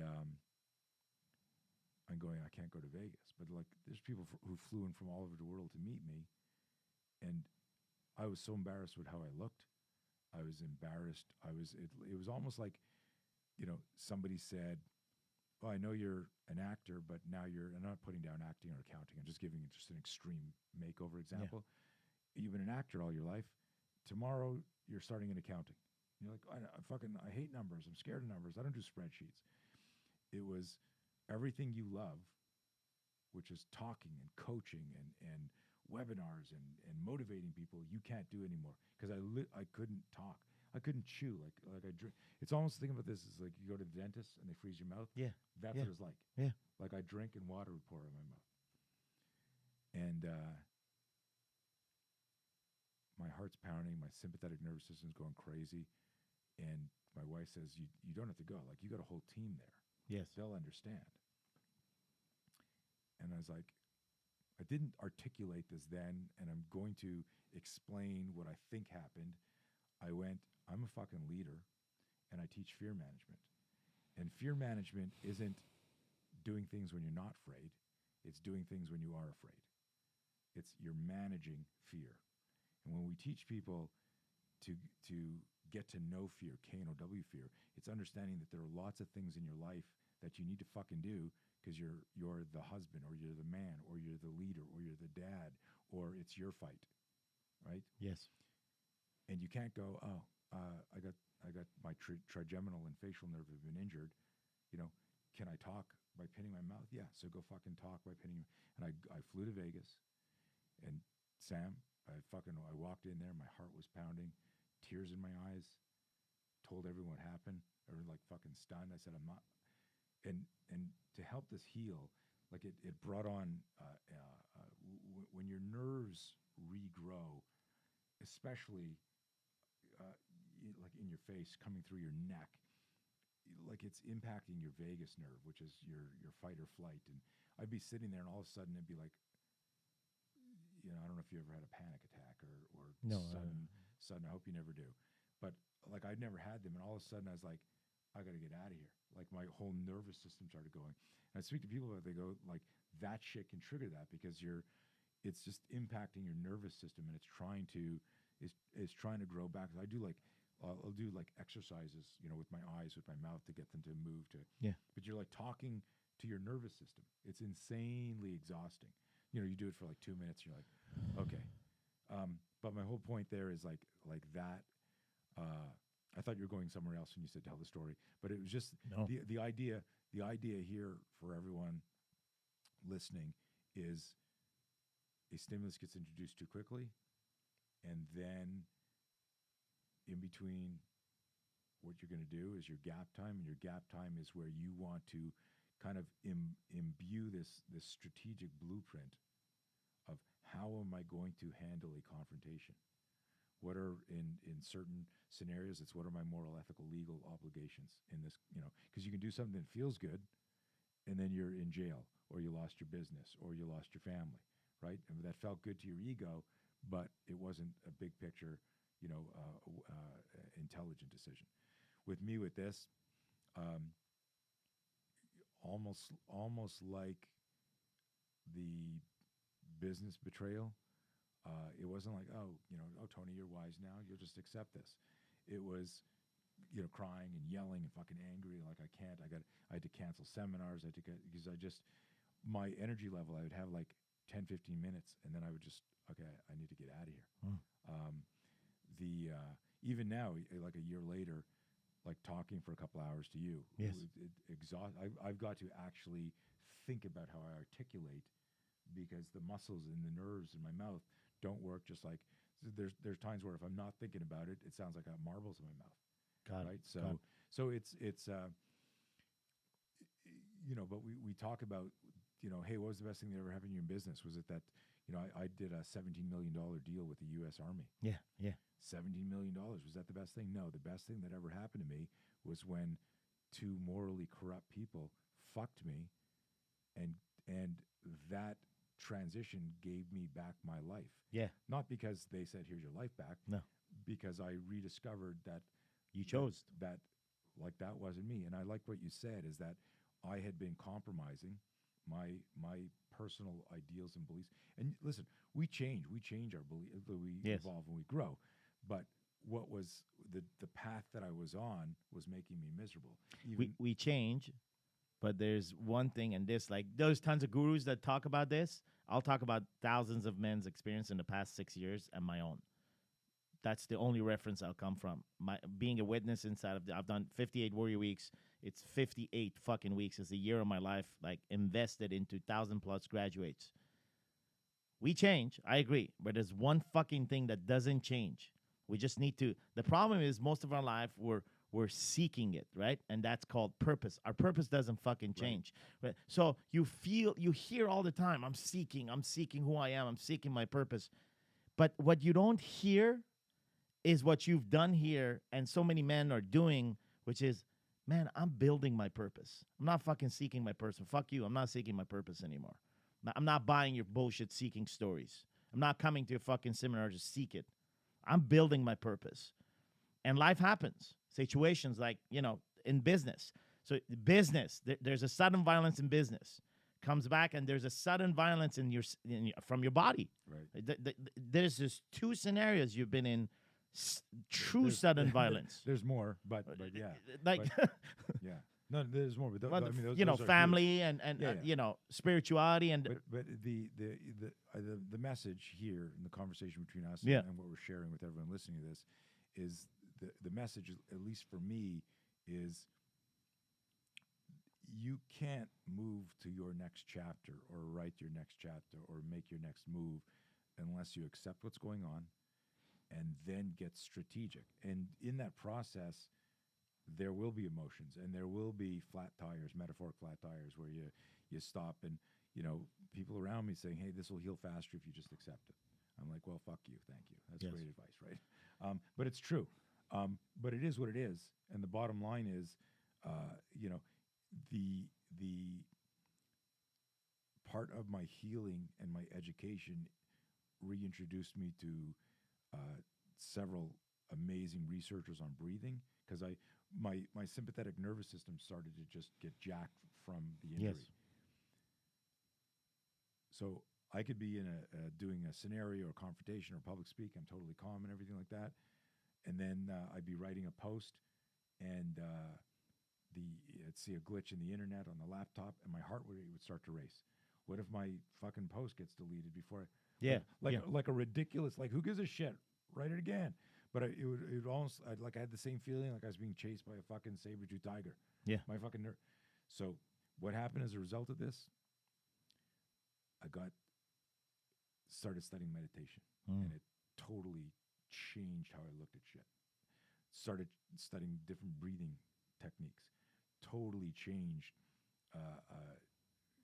my cardiovascular efficiency. Down-regulated me where I could.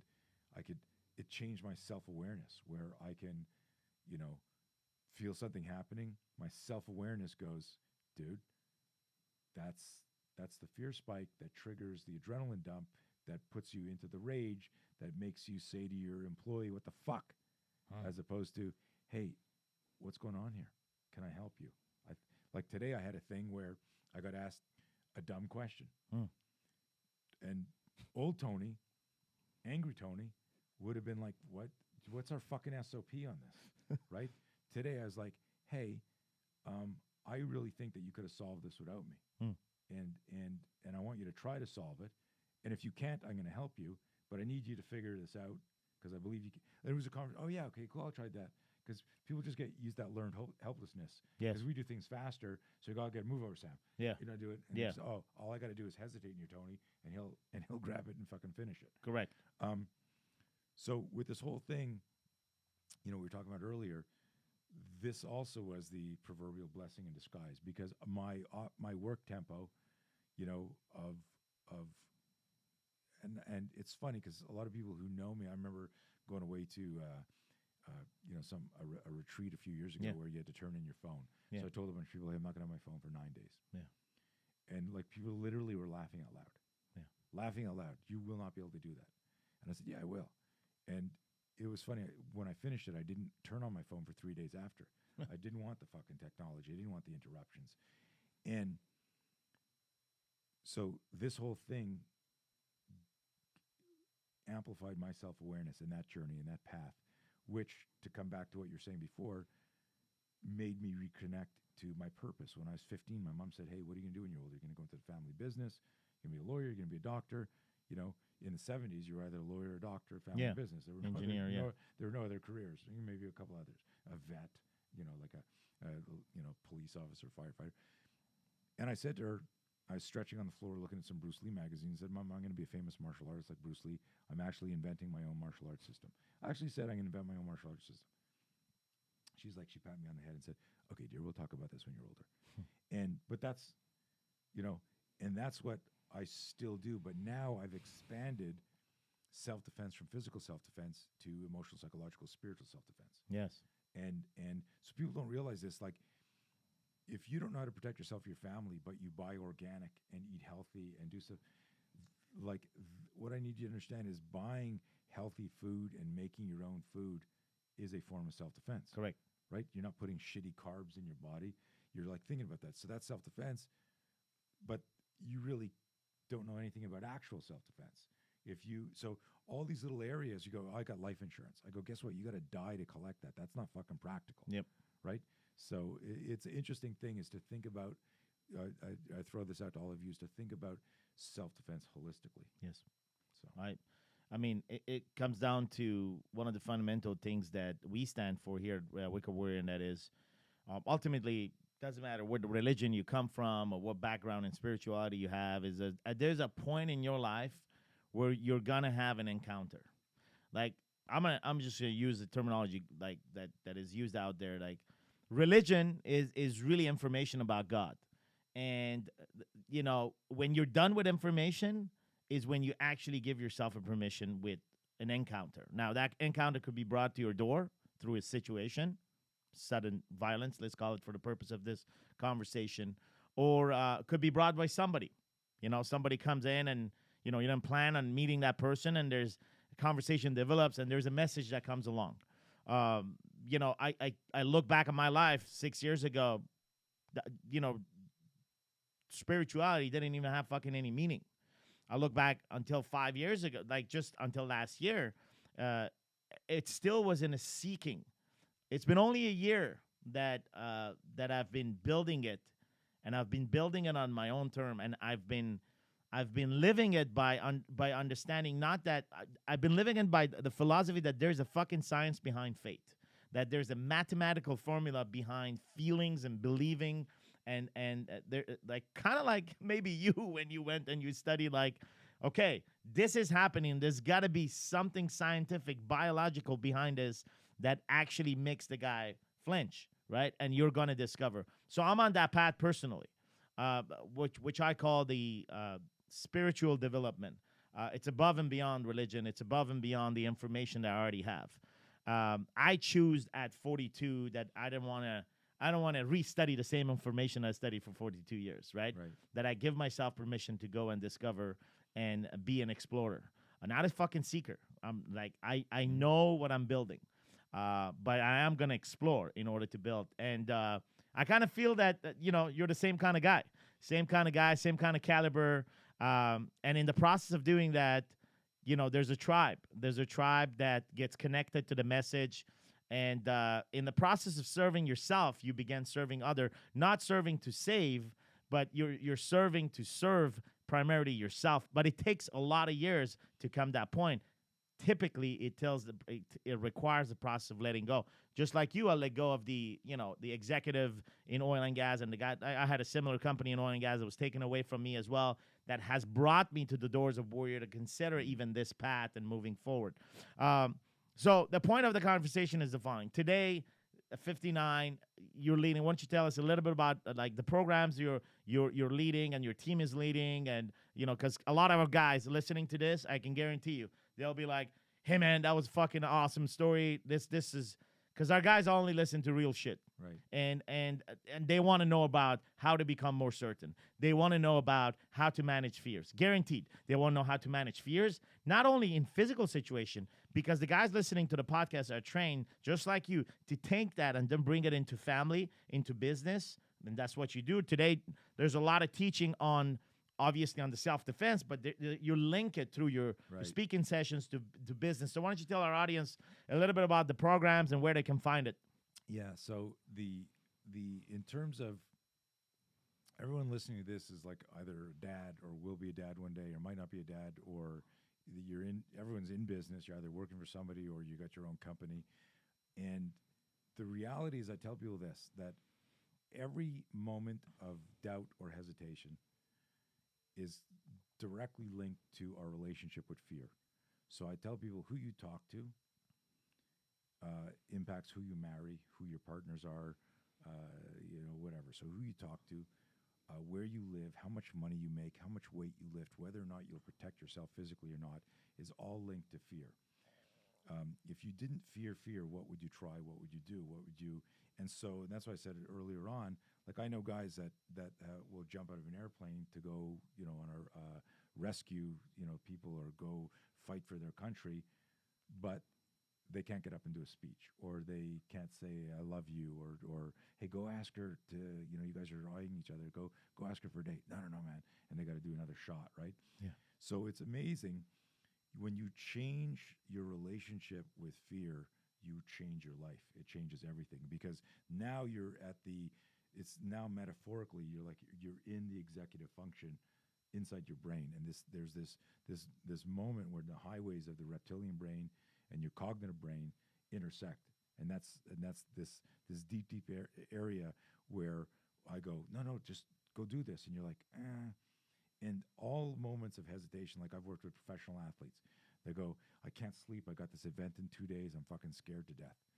I go, what are you scared of? I don't know, I go, well, like, and I remember this one woman said, I fucking hate this fear. I said, well, has it ever killed you? She goes, what? I go, like, have you ever died before because of this? She's like, of course not. I go, then fucking develop a relationship with it. This is just your pre-fight ritual to your event. Now, if you don't like it, you can't change it until you cultivate a relationship with fear. Yes. So it's like if you look at fear, instead of going, stop this, leave me alone, fucking, like now if you go, come here, you little fucker. So you're going to keep me up for 2 days? I guarantee if you said, come here, fear, and you looked it in the eyes and said, I need to go to sleep, you can fucking keep me up, but fuck you. And you said, fuck you, fear, then I bet you'd fall asleep. It's getting people to laugh at our physiological responses to it and these psychological stories and movies we play in our heads as relationship. So, one of the programs that I do, and I'm kind of like prefacing, the biggest one is my new one is called No Fear. Yes. And you remember the No Fear company? Yes. Yes. Fear. So I grew up with tons of fear with everything. Yeah. Gymnastics, wrestling, biking, school, everything. I was always afraid that I wouldn't do well. I'd get in trouble from my mom. I wouldn't amount to anything. So I lived with all this fear. So I became this overachiever, like rushing shit. But I didn't enjoy what I was doing because it was fear driven.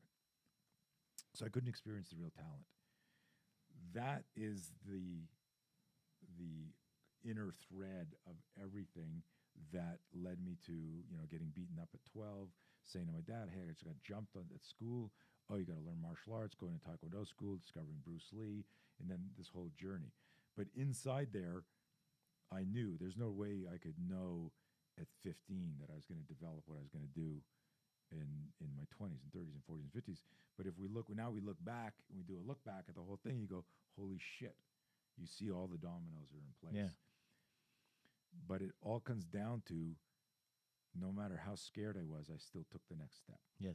That's the message, is that you can still do and evolve and self-actualize, but you do it differently when you understand the neural circuitry of fear. Yeah. So that's what this whole No Fear program is about. It's not a physical self-defense program. So we have an online course. We've got in-person corporate mentoring and stuff like that. And some of the transformations on that are like literally instantaneous. I was giving a course. It was one of our physical self-defense courses. And at lunch, one of the athletes there, this guy, Todd, he's a firefighter down in Georgia. He had caught a clean too far out in front of him at 185 pounds. And he caught it too far and tried to save it, and he wrecked both his wrists, right? So you want to catch it up here, back here, hit your shoulders. He tried to save it out here. It damaged his fingers and his wrists, both hands, at 185 pounds. He's at the seminar. We do this 90-minute block on fear. And after the 90-minute block is our lunch break. He goes to work out, and all of a sudden, I hear, about 40 minutes in, like a scream of joy. He comes running over to me, and he says, 18 months ago, I injured both hands on a clean, 185 pounds. He says, I just cleaned 205. He said, after I healed a few months in, I tried to get there, and I always failed at 185. What was happening is he didn't understand it until the fear management lecture, that when just as he was walking up to the bar at 185, he was consciously and unconsciously reliving the injury. So he was focusing on the injury, which was adding the emotion of fear changes your inner strength. I cleared it in the 90-minute thing by saying, hey, this is the fear loop. This is the blueprint of it. It's a whole, you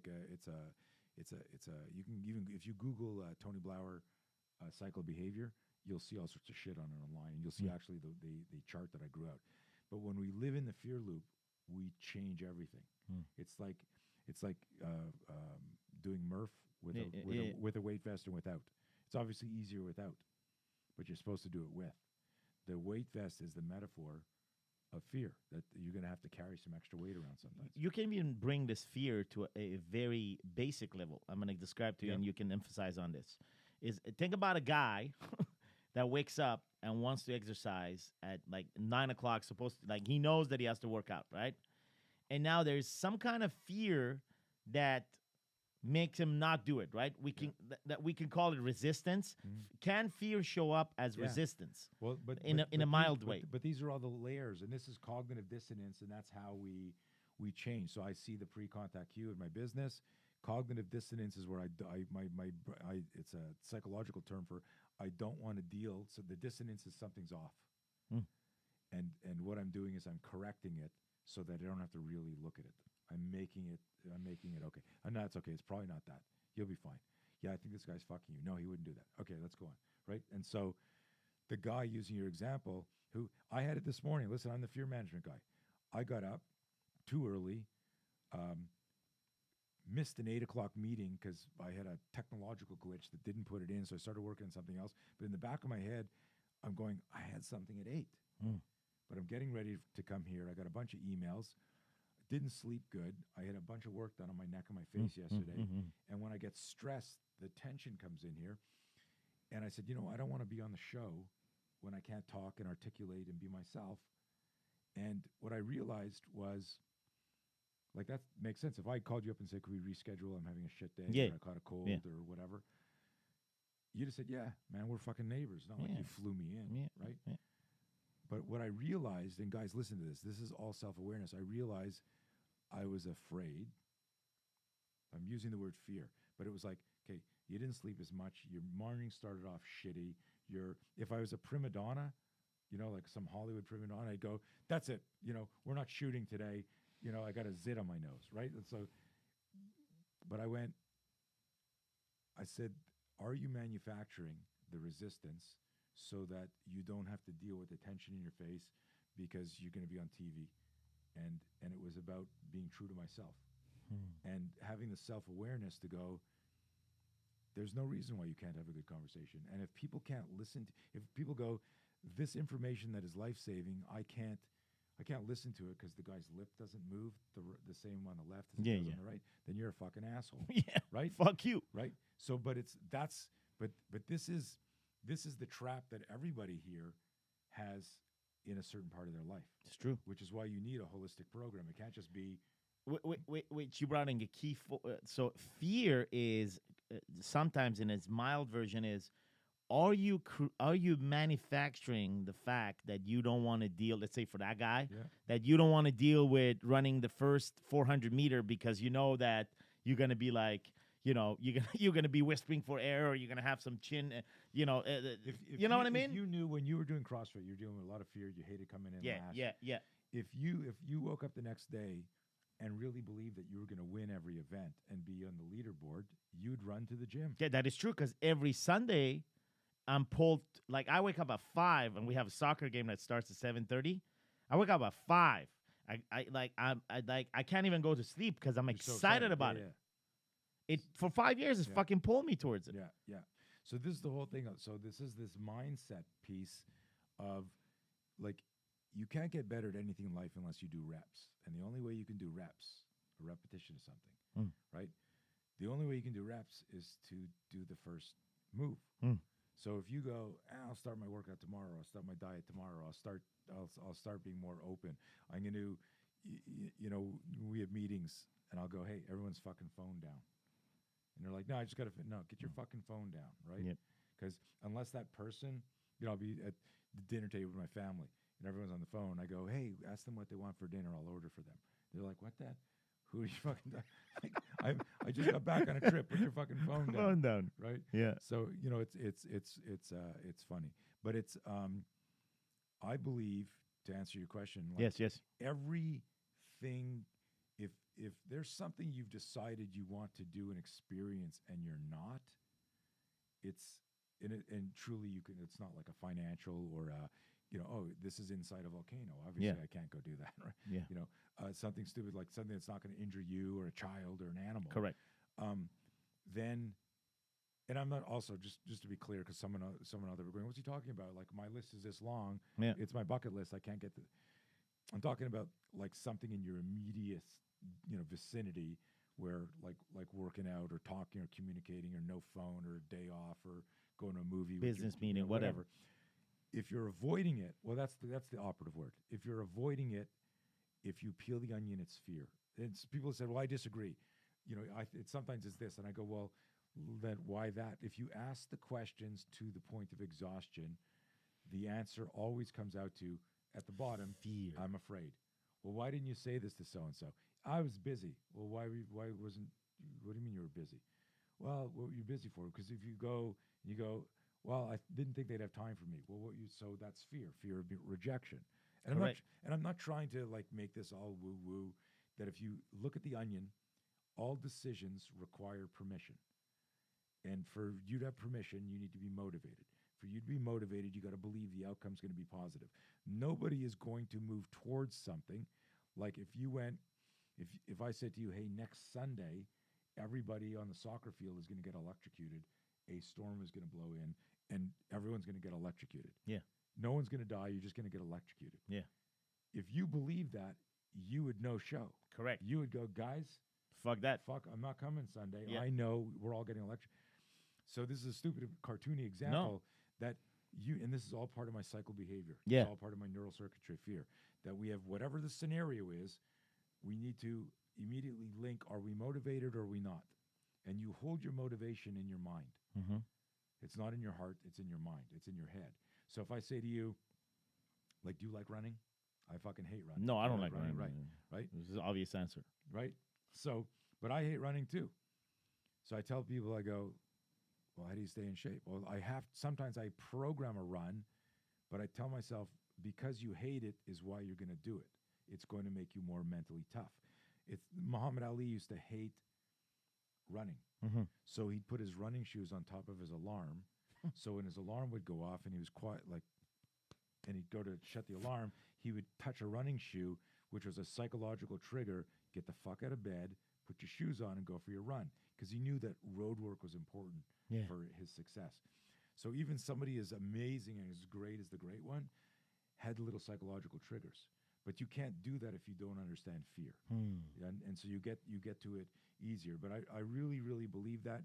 That's the biggest thing that I could do for all of you out there listening to this, is in your life as a dad or as a husband, as an athlete, as a fighter, as an entrepreneur, as a business person, the more you understand how to manage fear, because you're your coach.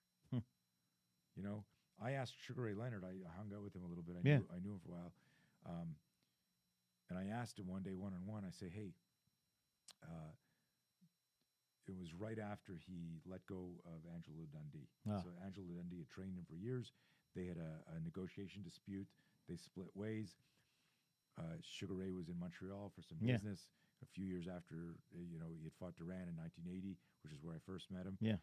And I said to him, hey, I know the answer, but I want to hear it from the man. Yeah. Now that you don't have Angelo, how much did he give you as far as strategy and tactics in the ring? He said at this point, at this level, if Angelo had to tell me what to do in the ring, then he should have been in the ring and I should have been on the other side of the ropes. So what he'd be there is if you were at that level, let's say I was coaching on some fear stuff and you were about to go do a speech and you said, hey, I want you there. I'm just your lucky charm. I'm not writing the speech. I'm not putting ideas in your head. I'm just there going, dude, go fucking kill this, man. You got this. But you don't need me there for that. I had a fighter that I was training, this guy Dan, really good kickboxer, but every time he fought, he missed his 8-kick minimum. It was amateur kickboxing. He'd always do poorly, but he was amazing in the gym. And so one day he's fighting out of town. They're flying there in a small plane up in Ontario, and I couldn't come. And so someone else was going to corner from another fighter. He calls me up 15 minutes before the fight, and he says, hey, coach, kind of nervous. I go, well, you're supposed to be nervous, man. You're getting in a fight, right? He goes, yeah, I know. It's the same conversation we always have. And I go, the day you're not nervous before a fight, we're not going to fight. Yeah. I need you to be nervous. And that's a whole reframe. It's like people think, fuck, I got butterflies in my stomach. Maybe I'm not ready, right? And they fixate on the fear as opposed to the making. Fear is either this this oppressive weight, Yeah. or it's a cathartic fuel. So you have to decide, do I want my fear to be a fuel that's changed the relationship? So Dan says to me, hey, I'm fighting. They tape my gloves. Everything's good. I'm ready to go. I'm warming up. But just any thoughts for me? And I said, Dan, you have the most amazing fucking kicks I've seen. Like, I've seen you. I saw you stun a guy by round kicking him in the face in between his 1-2. So in between a jab and a cross, he round kicked the guy in the face sparring. I go, like that's world class, Dan. But when you go out and fight, you're worrying about something else instead of just being yourself. So we're on the phone, and I said, I could hear the pause, and I go, here's what I want you to do in the fight. You ready? He goes, yeah. Now, everyone listening to this is like thinking, oh, he's going to tell him like shoe shine. Left, Left, right. I go, Dan, what would you do if you didn't fear fear? He goes, what? I said, what would you do if you didn't fear fear? Do that. Got it? He goes, say that one more time. What would you do if you didn't fear fear? Do that. Click. He calls me. Like, he called me 15, he called me 20 minutes later, screaming, Coach, a first round knockout, first kick, jump back kick to the face. Like, so imagine that. All he did is focus on, I got goosebumps right now. Fuck yeah, man. Right? Like, circling, boom, jump back, kick to the face, knock the guy out. What would you do if you didn't fear fear? So everyone listening to the show, what would you do if you didn't fear fear? I'd quit my job. I'd start a new company. I'd go make up with my wife. I'd tell my son, who I haven't talked to for 5 years, you know, hey, we need to talk. Whatever it is, what would you do if you didn't fear fear? What would you do if you didn't fear fear? Huge enabling question. And applicable today. Like, I mean, if you're sitting here and listening, you've been listening to this podcast, and like right now, take a moment and just, what would you do if you didn't fear fear in whatever situation in your life? Write that shit down. Like, maybe you've been inside of a marriage right now for 20 years, and you feared something. You feared being fucking alone. You feared not talking. You feared not hitting back. Like, or maybe you're inside of a relationship in your business, a deal inside of the business, that you're fearing your clients, or your clients are fearing you.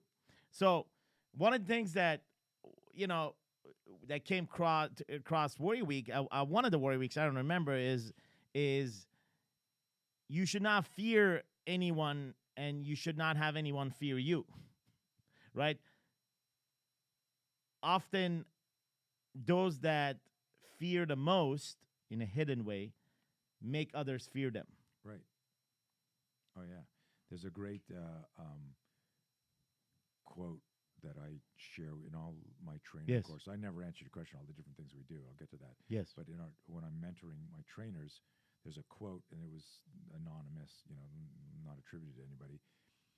It's about teachers. And the quote is, you say you're always trying to help people, but yet you always keep them helpless.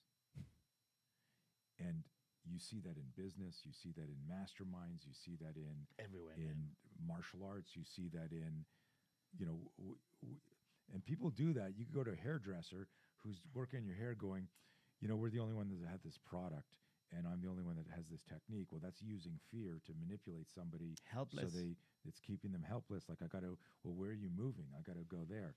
And that was like I don't know why that example came to me, but I wanted people to understand that it's not just high level, and sometimes it's deliberately, consciously manipulative, but most of the time it's what we've been talking about, an undercurrent throughout the show, just a program people run. It's they were manipulated, and so now they manipulate. Correct. And one of the things when you're talking about, like, hey, you could be in a marriage or relationship for 20 years where you're living in fear, but don't jump to a conclusion that means you got to get divorced. Correct. What that means is you need to find a way to talk about that fear, because you will never self-actualize. You'll never be who you could be if you're carrying around some fear. And very often, we've all had this thing. Body language is 60% of communication. So you walk into a room or a party, you see somebody, and you could see right away they're burdened by something. You walk up because you care, and you go, hey, what's going on? You okay? Yeah. And they're like, and suddenly they smile. Oh, yeah, no, nothing. I'm fine. And then you find out like 3 days later, they're getting divorced. Some situation. Something's happening medical, something with their kids. A lot of people don't even there have the confidence to emote, or they don't even have the self-awareness. But all of that, when I say, hey, do these exercises and do this and do this, it's all fear. Even everybody who signed up for your program, there's I'm sure 97% of them hesitated to do it. Checked it out, Yep. waited, can I afford it? Can I not afford it? What if it sucks? That's all fear. Yeah, 100%. That's all fear. All of it at the end of the day. 100%. But we rationalize it. We rationalize it by calling it, I was being careful. Yeah. I was being cautious. I was waiting for the right time. And if your relationship with and it's not like some spiritual thing, it's understanding the neural circuitry of fear, that a false evidence appearing real and false expectation appearing real, the two acronyms I throw in there, is I see something, it immediately creates a movie in my mind, and then if I assign more value to that, where I'm visualizing something negative in the future that's impacting me in the present, that's derailed me from my current path. Yes. And so that's how deep we get it. But once you understand that, I mean, I've had, like a mom sign up so we got a Be Your Own Bodyguard course. It's a one-day course. Yeah. People go, some of you listening to this might be experienced martial artists. And you go, well, up until then, I liked Tony Blauer, but now he's an asshole because he just said you can learn self-defense in a day. That's bullshit. Well, if I asked a firefighter or a doctor or a paramedic, can you learn life-saving medical skills in a day, like how to put on a tourniquet, how to clear passageways, CPR, tactical first aid? Could you learn that in a day? They'll go, well, actually 4 or 5 hours, 6 hours. So you can learn life-saving skills in 4 or 5 hours. Why can't you learn self-defense in a day? It's the way I teach it. I designed a course after 40 years of study violence that's taught in the same spirit as a CPR course. Detect, diffuse, defend, all primal gross motor movement. If you can flinch, you can smash your forearm into somebody's face. If you can flinch, you can stick your fingers and stuff. So the sudden violence triggers the flinch. You should actually thank the bad guy for locking and loading your close quarter weapons. It's fucking, when people hear it, they go, holy shit. And then what we then teach is from that start of flinch, how do you gouge an eye? How do you stick a thumb in the face? How do you rip an elbow? How do you grab somebody's hair? How do you bite? What do you do? All of that, if I say, well, just bite the guy's ear here and stick your thumb in his eye, someone will go, they gulp. What was that gulp? That was fear. Everything comes back to fear.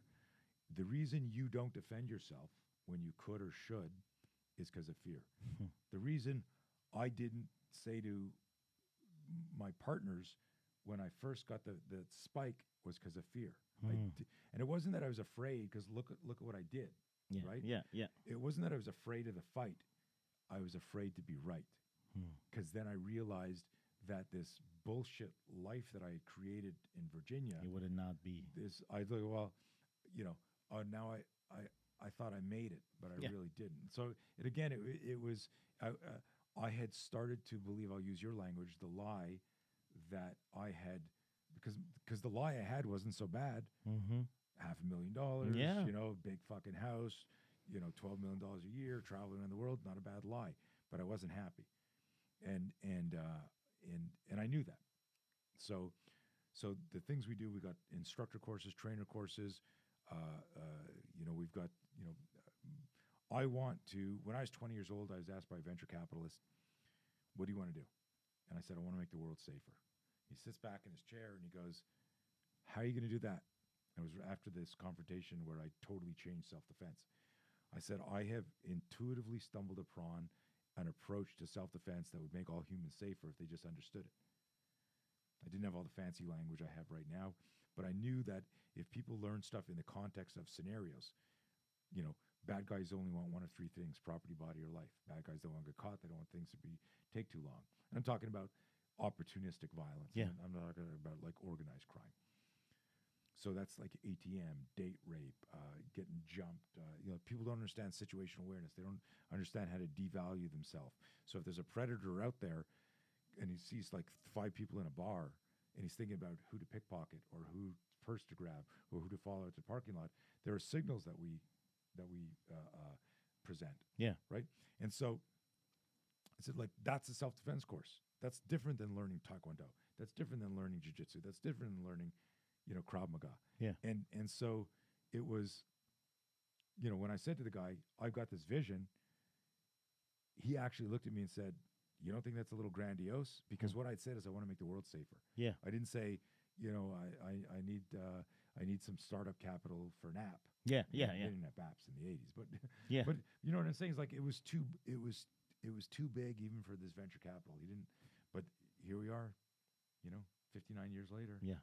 Not 59 years, 39 years later, still trying to make the world safer. Yeah. And I realize now that if you said to me, hey, did you ever see the Presidio with Sean Connery? Yeah. Right? Remember how, like, any fight, he just jammed the guy in Yeah. the jugular notch and the guy would go down, right? So I always make this joke. People go, they when they find out what they do, they go, hey, show me one move.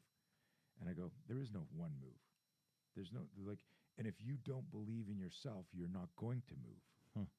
And so now when I get, I get people all over the world, they book me for like a Zoom call online. And they go, can you show me a move? I go, we're going to spend an hour talking about the neural circuitry of fear. Because if you can manage fear, you will figure out a way to fight back. Yeah. And then after you get that, if you want to learn how to do stuff, right? There's lots of entrepreneurs or lots of people who think they are entrepreneurs who never get started because they think they need all of these components in place, these tools in place. But to be successful in life, you've got to just believe in yourself. Yeah. And to believe in yourself, you've got to overcome fear. It just brings us all together. The biggest lie we are telling ourselves in our lives at any given moment is the actual source, the power source of the manufacture of fear within us, right? We all have a manufacturer plant of fear within us that fabricates fear at some level, right? Physical, spiritual, whatever you want. And the biggest lie we're telling yourself is actually the power generated through that motherfucking plant. Well, you said something interesting, and I'm going to share that. I want to think about it. But we manufacture fear because, like, if I grab someone who doesn't have experience like you and I do, public speaking, and I say, here's a speech I just wrote for you, go talk.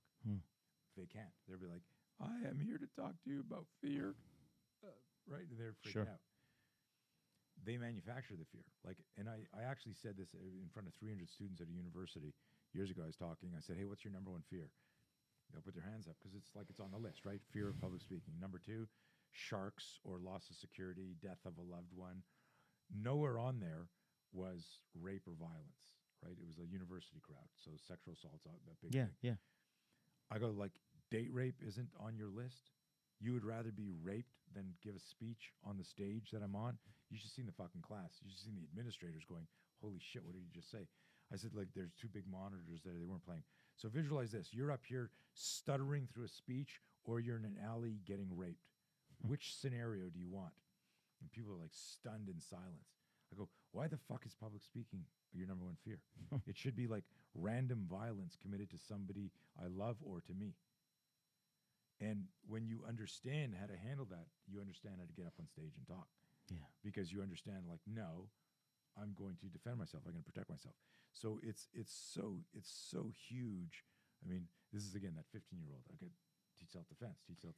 It's crazy because I was in a organized Navy SEAL training, and there was one fucking question I was asked in the middle of the night, in and out of the fucking ocean, and then the guy came in and asked and said, lined us all up, and he said, "What is your biggest fear?" And there was some bullshit answer, and there was the main answer that came out was, losing my family or having something bad happen to my family or myself, right? And then the guy turned around and said, "And that is your why." Right? And that is true, because your why cannot be fucking public speaking. Right. That's the proof that it's a fucking lie, right? To your point. Yeah. But that is your why. Because it goes back to the beginning of this conversation. We're would you rather lose everything but keep your family? It's fuck yeah. So what is the biggest fear you have? The biggest fear that I have is losing suddenly my family, or sudden violence of myself and my family. And that becomes your why and your purpose. And that's the fuel, right? And we can talk about, a purpose above and beyond that. But at the end of the day, if you have a family, if you're given a wife is truly not yours. It's a gift in your hand as a responsibility. And if you see it that way, then it blends into a purpose. And if you don't, then, you know, you're most probably still seeking fucking purpose. Right. I dig that. Yeah. Tony, where can we find more information about all the, you know, dude, there's going to be tons of guys going to be like reaching out and they're going to be like, listen, man, you know, I'm Warrior, I'm this and that. And you're like, fuck off, just go here. Here's the address you need to go. Here's what you need to check out. So most of my stuff, you know, we're in the process of reevaluating my website, which morphed from like 2 pages to now like 80 or 100 pages. And, you know, people who analyze that shit go, oh, that's such a mess, you know, like, because it's just so big. But if you go to my main website, Blauer Spear, my last name, Blauer Spear, if you just Google Tony Blauer, you should get some hits online. Obviously, I'm on Instagram, I'm on Facebook, and like all our the best page that encapsulates everything is blauerspear.com/start. Awesome. And it's got a list of our services, podcast services, the training, and all that sort of shit. Awesome. So for those of you listening to the podcast and subscribing to the podcast, obviously you can find more information on this right here in a few days from now when the podcast is going to be live on warriorweeknow.com. There'll be pictures, there'll be quotes, there'll be written transcripts of this podcast and also the video if you want to go there and have access to all that. And inside of that, we'll also put Tony's website and all the information. Tony, for those of you guys that are listening to the podcast regularly, Tony will be part of Wake Up Warriors program, most definitely at one point where we're going to have him as a speaker and continue to talk about the fear management because it blends in perfectly with what we teach and the art of, if you want, masculinity or just fucking telling the truth. So great having you on the show. Thank you. Very informative and also truly like you know, we learn from experiences, you know, and everything you share scientifically, emotionally on this conversation is an asset that remains for those that want to know Tony. Obviously for your kids, you know, they tap into this, and any other future clients or any other men outside that want to know Tony. Well, this is a full fucking story. Is there more? Sure, there is 59 years. But in a man's life, there are turning points. And obviously, you came here and shared with us a couple of turning points that made an impact on what you do and how you teach. And I love the quote that you said, as a teacher, you know, you're always trying to help people, but why would you put them in a helpless state? So as a teacher, your goal is to make them their own teacher, right? And once you achieve that, the teaching never fucking stops. Yeah, our mantra in our trainer program is, we're not going to show you. I'm not going to. Well, the coaches come up and say it in first person. I'm not going to show you what I can do. I'm going to show you what you can do. That's even better, man. So thanks for being on the call, gentlemen. Thanks for being on this podcast, and we'll look forward to seeing you on the future ones.